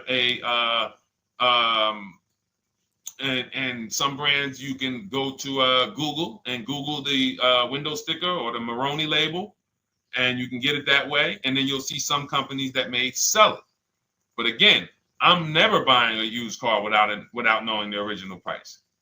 And anyone who's listening to me and using the Cars from Home system, none of these people, Christy, look, none of these people, Milligan, Courtney, Melissa, Sheree, Ken, none of these people are buying a used car without knowing the price, the original price. That's how they get you. So when we look at what the price is with delivery, we're just factoring that in to the overall. So with the delivery, I'm still getting 42% off the original price. With the delivery, I'm still getting, so you factor all in cost compared to the original MSRP, and that tells you what the good deal is or what is not the good deal. And many of you, you're gonna see, whoa, I've been buying used cars that really don't have, because you're gonna pass on a lot of cars. Once you actually start using what we teach, it's an elimination system. It's a sorting process. We weed out the garbage. So a lot of the cars that you would have normally gotten thinking it was the good deal, you're gonna see, whoa, if I didn't know this, I would have got that car, because that car is $2,000 less money online. But when I got the original MSRP, I see that this car has $20,000 more equipment in it. MSRP of this car was 105. MSRP of this car is 85. Whoa. And it might not be that dramatic, but sometimes especially on some luxury cars, it will be. It'll be that different. So this is how we gauge value. So when we pull off in the dealership, you see people, they send their numbers. You're going to be quick to write me. Man, I can't wait to write Deshone and tell him about this. I can't wait. Man, you're going to be just like all these other people, all these people we show. Rosalie, I can't wait to write him because I am confident in my deal now. Like, whoa, bro, I just got a used car. I got 48% off the original price. Man, confidence. Would you bet money that you couldn't have got a better? No, yeah, I bet money, man. I did my research, man. I stayed at home. I used the internet like you walked me through it. There was no better deal. I had to, and you know how I know? There's a couple signals that I look for. People say, man, I had to drive an hour and a half to pick this thing up. I'm like, I know you did it right. People want that neighborhood dealer to be, oh, that's my dealer. You own it? No. Somebody did that. Hey, yeah, I work out with a guy at the gym. He came up to me one day. He said, yeah, because I went to my dealer the other day. And, they was telling me. So when I hear this, that just literally is like, oh, you own a dealership? Oh, no. I mean, you mean the dealer that sells you cars and services? Yes. Okay. See, it's just these are not our friends. People inviting their car salesmen to their barbecues. Start making them bid. Watch how quick you see Charlie is not coming to the barbecues anymore. You got your car salesman coming to the barbecues with you. Hey, how many cars? Oh man, this is Charlie. Charlie, let me introduce you to my neighbor Jane. Charlie's been selling our family cars for years. Charlie's like, yeah, hey Jane. Yeah, hey, listen, Charlie, how long we known each other? Well, I knew your grandfather first. Yeah, listen, Charlie, hey, watch you start one transaction where Charlie gets a message, your message from online. Hey, this is Nicole Stewart. I'm looking for this car. We have all of these templates in my book too, so you don't even have to think about what you're going to write. You just copy and paste them. Hey, phone's going to be ringing for him. Now, we use a shopping email and a shopping phone number. We never give the dealerships our phone number. We don't want dealerships coming to our personal phone number. We use a Google Voice and we create a brand new Gmail. So you look and next thing you know, you're getting a phone call. Hey, Miss Stewart. Hey, Nicole. Calls you by your first name because, he knows your grandfather and everything. Hey, Nicole, I just got the email saying you wanted to get some, you were shopping online. Like, what? Come on. So when are you coming in? You come on in. No, actually, I decided I'm going to get a couple offers. I just want to make sure. Now Charlie has to compete. Now Charlie has to compete. And you're going to see that Charlie doesn't like to compete. He likes to make you think he gives you a great deal. And what you're going to see is Charlie's not going to win that battle all the time. Now, sometimes they'll go to bat and say, listen, I just got to do. But if he works for an 80% dealer, they're not going to let him go low enough to sell the car to you and win the bid. They're not going to let it happen. He can't do it. And then Charlie, that'll be the last barbecue that Charlie came to. Last barbecue. Oh, man. So, wait a minute. Molly, pull up Molly on Facebook's comment. Dolan, she just commented. We are live, y'all. This is our Monday, May 12th show. We do these shows from Monday through Thursday, 12 noon to about 1:30. So make sure you set your calendars and tell your friends and family, because they're out there shopping right now and they're getting their heads chopped off. I hope YouTube doesn't censor me for that, but they are. And if we were to look at their car deals compared to what our people are paying, you would be like, yo, they got. So pull up Molly's comment, please. Okay, there we go. After listening to you, okay, I got called in for another option of SUV I ordered, and boom, they had over $6,840 in options. Ceramic coating, tint, theft protection, yet they kept going down on the price but never removed it. I left. See, and this is, so there's two. One thing you did wise was to not take the deal. What I want you to get to is the point where people can no longer waste your time.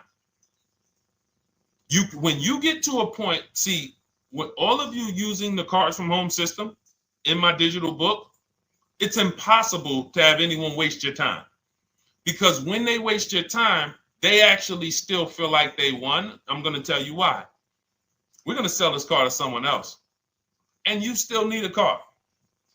So that's why that's a reason why who's heard wait till the end, this bad negotiating advice, wait till the end to tell them you have a trade. They know that they literally will do this whole negotiation. You've been in there for 3 hours, 4 hours. Now you spring your trade in on them, and they know, well, we don't have to give her what she wants. We don't have to give her $16,000. Yeah, offer her 14. Offer her 14. Because she's been in here negotiating back and forth. We already dropped our price a little bit. We still got profit we're making, but listen, let's try to make some of that back on the trade-in. All right, offer her 14.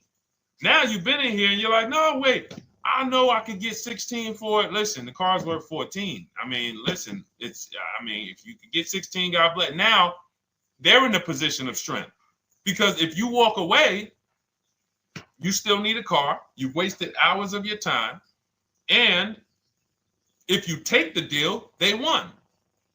So it's like some people be like, man, because that's what they're thinking about. You know how many people say, Dad, all right, I know I feel like I could get 16, but do I really want to go through this all over again? All right, let's just do the deal. Lost. Didn't get the money for their trade-in, have no idea if they're getting a good price on the new car. They haven't gotten other offers. That's the car business. That's what 95% of people do. That's the car business. Leave thousands on the table. And now we can talk about 3 pillars of great car deals, because that actually ties into what we're talking about here. Thank you, Nicole. Thank you. Helping out the community. Listen, I help everybody willing to listen. I have the benefit of actually teaching something that is so effective. I get hundreds of people that write me and send me deals and get results. So I have a real-time gauge on how we're doing. Real time. Versus somebody who sells stuff, but they don't really care about the result. So you'll buy stuff and you're like, whoa, this is not the result I thought I was going to get.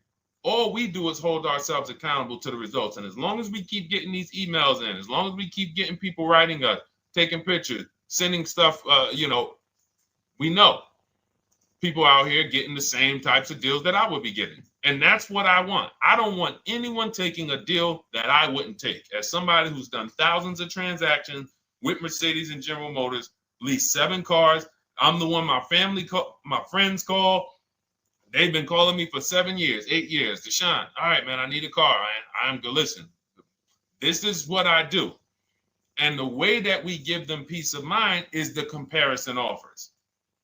You only have peace of mind with comparative offers. There's nothing else. That's why you can buy spaghetti sauce, and that's why you can buy a TV on Amazon in 5 minutes, 10 minutes. Because you're going to go through, boom, okay, all right, let me check Walmart.com. All right, let me check this site.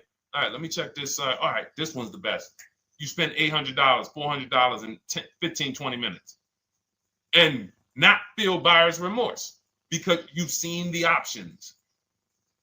Buyer's remorse comes from not seeing other options.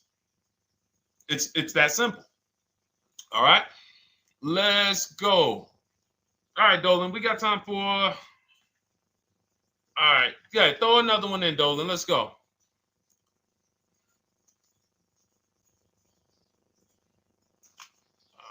right. Okay, 2015 Mercedes-Benz C-Class C300. Hey, wait a minute. R. Hunter Photography. Just got the book, and I'm looking forward to reading it. Congratulations. Everyone who got your book, just type book in the comment section. I just want to give you a shout out. Thank you so much for those. If you have the book or if you just got the book, just type book. Thank you so much, R. Hunter Photography. Appreciate you. Make sure you send me your success story.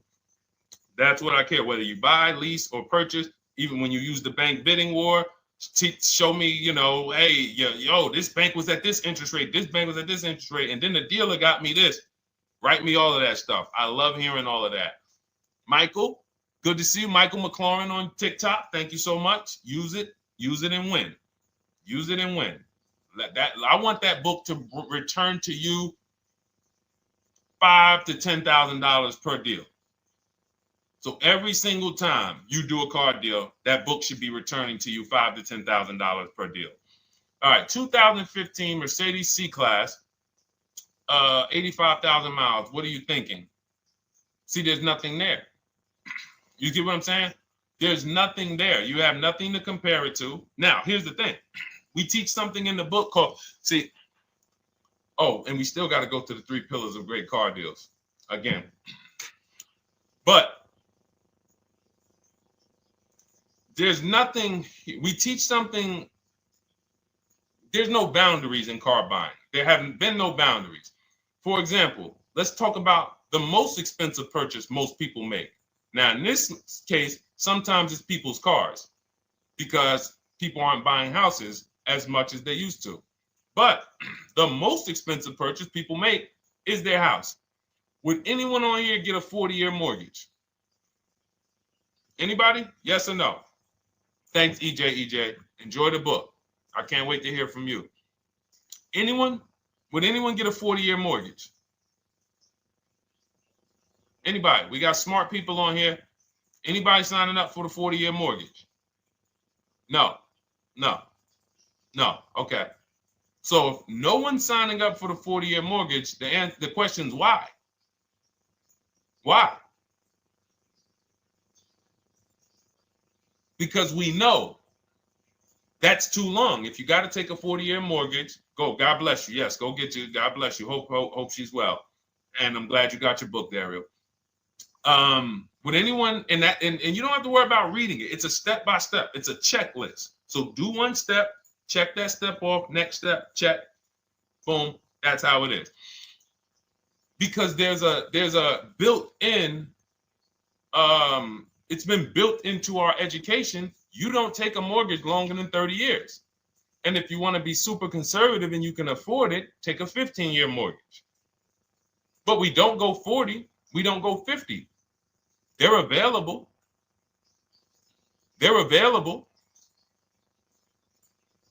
That's the same thing with 8-year car loans, 7-year car loans.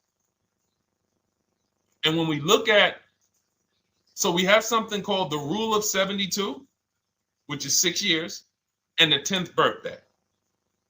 What this says is you should never take a loan longer than 6 years, 72 months, and you should have the car paid off by the 10th birthday.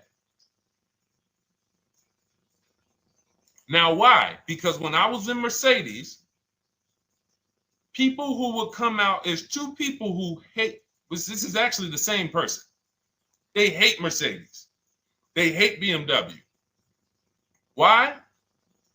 Because they had an older one, no warranty, and they could not afford the maintenance and the repairs on top of the money they were paying for it. They hate it. You ever hear people say, oh, never buy that, man. I had one of those. It was a money pit. It was a money pit because you bought one that you wanted to shoehorn your way into the car.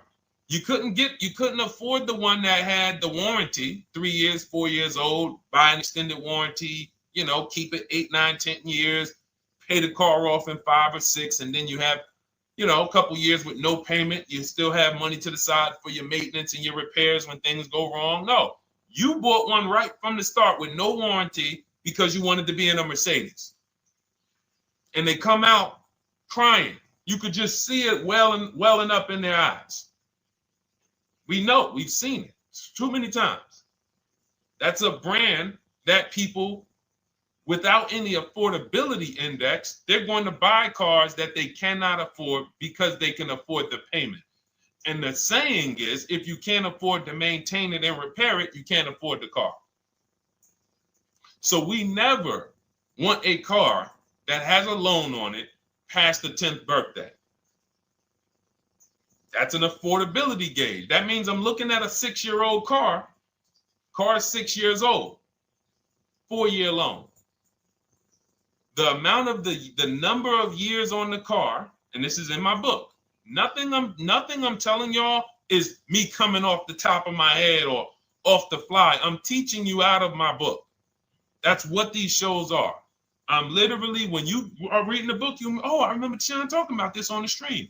Oh, I remember Deshone said this on the show. Everything I'm teaching you on the show is my book. So you can understand. I'm not winging any of this stuff. But when you look at the rule of 72 on the 10th birthday, it says the age of the car and the number of years on the loan should not go past 10. So if you're looking at a 5-year-old car, that already says my budget can only afford 5 years old. Like I can't get 4 years, 3 years old, which means I need a 5-year loan. If I'm looking at a 4-year-old car, I could do a 10-year loan. I mean a 6-year loan, because that's under 10. If I'm looking at a 3-year-old car, I can do a 6-year loan. 2-year-old car, 6-year loan. But if I'm looking at a 7-year-old car, 3-year loan. And what you're going to see is, wow, when I use that, Deshone, I see there's certain cars I can't afford. Correct. Correct. Because you can't afford the car to begin with if you need to get a 6-year loan on a 7-year-old car. Does that make sense? Type $ if that makes sense. Type a $ if you're getting this. Type a $ and let me know you're getting this. Never heard of a 40-year mortgage. Exactly, Artelis on Instagram. I didn't hear about it until I started teaching this. Because the reason we created the rule of 72 on the 10th birthday is because we wanted to bring the same standards that they have in mortgages to the car business. There are people who only get a 3-year loan on a car or a 4-year loan on a car. That's like a 15-year mortgage, short-term mortgage. And then there's people who say, all right, I want to do a more average 5 or 6-year loan. That's your 30-year mortgage. But when you start going to 7-year loans, that's 84 months on a car, you're moving to like a 40-year mortgage. You are going past affordability. This is a sign. This is a red flag. I cannot afford this car. I cannot afford this car. Let me look at less car. Let me look at what I can sacrifice. We talked about that earlier. Can I sacrifice size? You don't usually want to do that unless you're getting a car that's just big for no reason.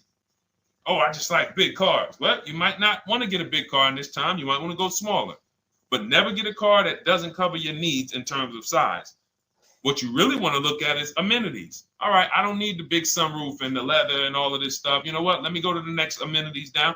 Class. So you're like, oh man, I'm used to driving Lexus. I'm used to driving Mercedes. I'm used to driving Genesis. I'm used to driving Infiniti, Acura. No, maybe you got to go down to the next class. You'll save $5,000-$7,000 going to a lower class of vehicle. These are the things that you want to be looking at. This is how you want to approach. This is how you don't. This is how we win. This is how you understand your car transactions versus just like, all right, time to get a car. Can you just do this for me, Mr. Person who I know is going to make money on me, and it's your job to make money and they're going to fire you if you don't make money on me? Could you just get me the best deal possible? No. EJ, thank you. Ray, getting value out of it. I see you. Awesome. Deshone, how much should we try to negotiate out the door? That's a bidding process. See, that's a feeling for, we don't worry about that. I'm going to tell you why. Some deals, their best deal is going to be $10,000 off. Some cars, the best deal is going to be $5,000 off. Give you an example.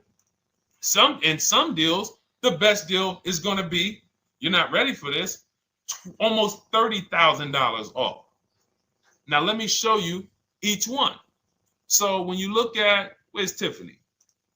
So Tiffany, no, that's Chris. Hold on. That's Kanika. Oh, wait a minute. All right, let's go to the. So the question you're asking reflects normal negotiation, which is we're feeling for the bottom. We don't really know where the bottom is. We're feeling for the bottom. And you're feeling for the bottom, it's a losing strategy because you don't know how deep, you don't know how low the bottom is. When you feel like in your gut, okay, I think this feels like the bottom, you take the deal. Losing strategy. Because the bottom is different for everyone. So you look at somebody like Sean. Sean gets 15, he bought an F-150 Lightning. He got, with the discount from the dealer and the hidden money, unadvertised rebates, over $20,000 off his F-150 Lightning. Over $20,000 off. Now, you look at somebody who, let's see if we can find Kimberly. Kimberly, when she got her Maserati, I love just keeping Kimberly up because she's like, you know, she got over $20,000 off her brand new Maserati when she got it, even though it was last year. But I want to look for a smaller deal. So I think I might have took Tiffany's down. Hold on. Because Tiffany got a Mazda. Hold on. I used the strategy in your book. Hold on. Tiffany got a Mazda, and when she got her bids, her best offer was $6,300 off. That was the best offer on that car. But she had other offers that were $3,000 off, $2,000 off, sticker price, over sticker. That was $63,000 off, $6,300 off. Then you look at somebody like Milligan. Milligan got the biggest discount I've ever seen in my life. She got a $79,000 car. She got her bids, and she got almost $30,000 off. It's $79,000. She paid $51,359. Brand new car. Brand new car. Brand new car. So do you see that if we're trying to feel for the bottom, let's say you think, all right, $3,000 off. I guess that's a good deal. You're getting beheaded. So we cannot feel for the bottom. That is buyer's remorse prone. That is how we have buyer's remorse. The only thing we do is we sit at home, we get bids. That's the name of the game. When you are getting bids, life changes. You now know, oh, this deal is taking off 8. This deal is taking off 2. This deal is taking off 8. This deal is taking off 10. This deal is taking off nothing. Oh, the $10,000 dealer wins the bid. You took off $10,000. That was the bottom. And again, we use the 25-to-5 strategy where I show you how to connect with 25 dealers in 20 minutes from home. You get your bids. You want to call around, do it by phone, call and get your bids by phone. We do this by email without talking. That is what's in my book. That's how we do it. So everything we talked about is in my new digital book. Cars from Home, 7 Steps to Saving Time, Money, and Avoiding Dealerships. Normally $97, part of our welcome offer. You get your copy for $24. That's 75% off.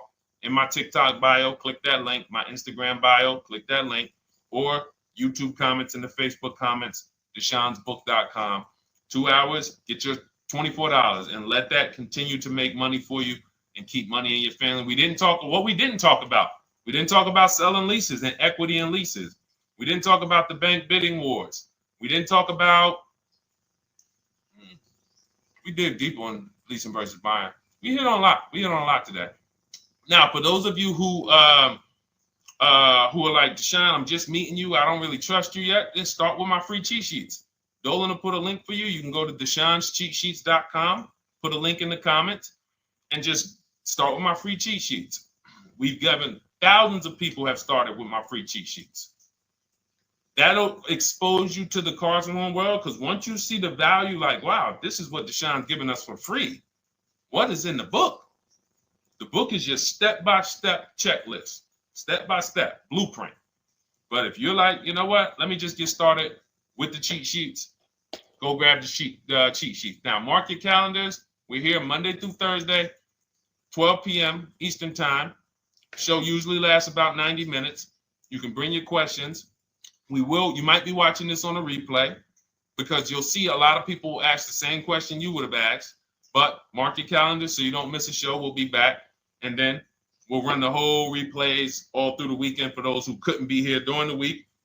So I might start doing something for people who bring people. Write me some ideas, because what I really want is I want to come up with something, a way to reward people who share. That's why I wanted to give a free copy of my book to our nurse on TikTok. You know, like, I want to come up with something for people that bring people, that help me actually spread this message. DM me some ideas, and I'll watch that. I can't read all the DMs, but I will certainly start that DM with, you know, I have an idea, and then I'll know that's you. Because I want to come up with something specifically for the people who share. All right. I'll see y'all tomorrow. Thanks for watching. This has been our show. Congratulations to everybody that got the book. Make sure you send me your success stories. Email me when you get your cars. I want to hear all about it. All right. God bless you.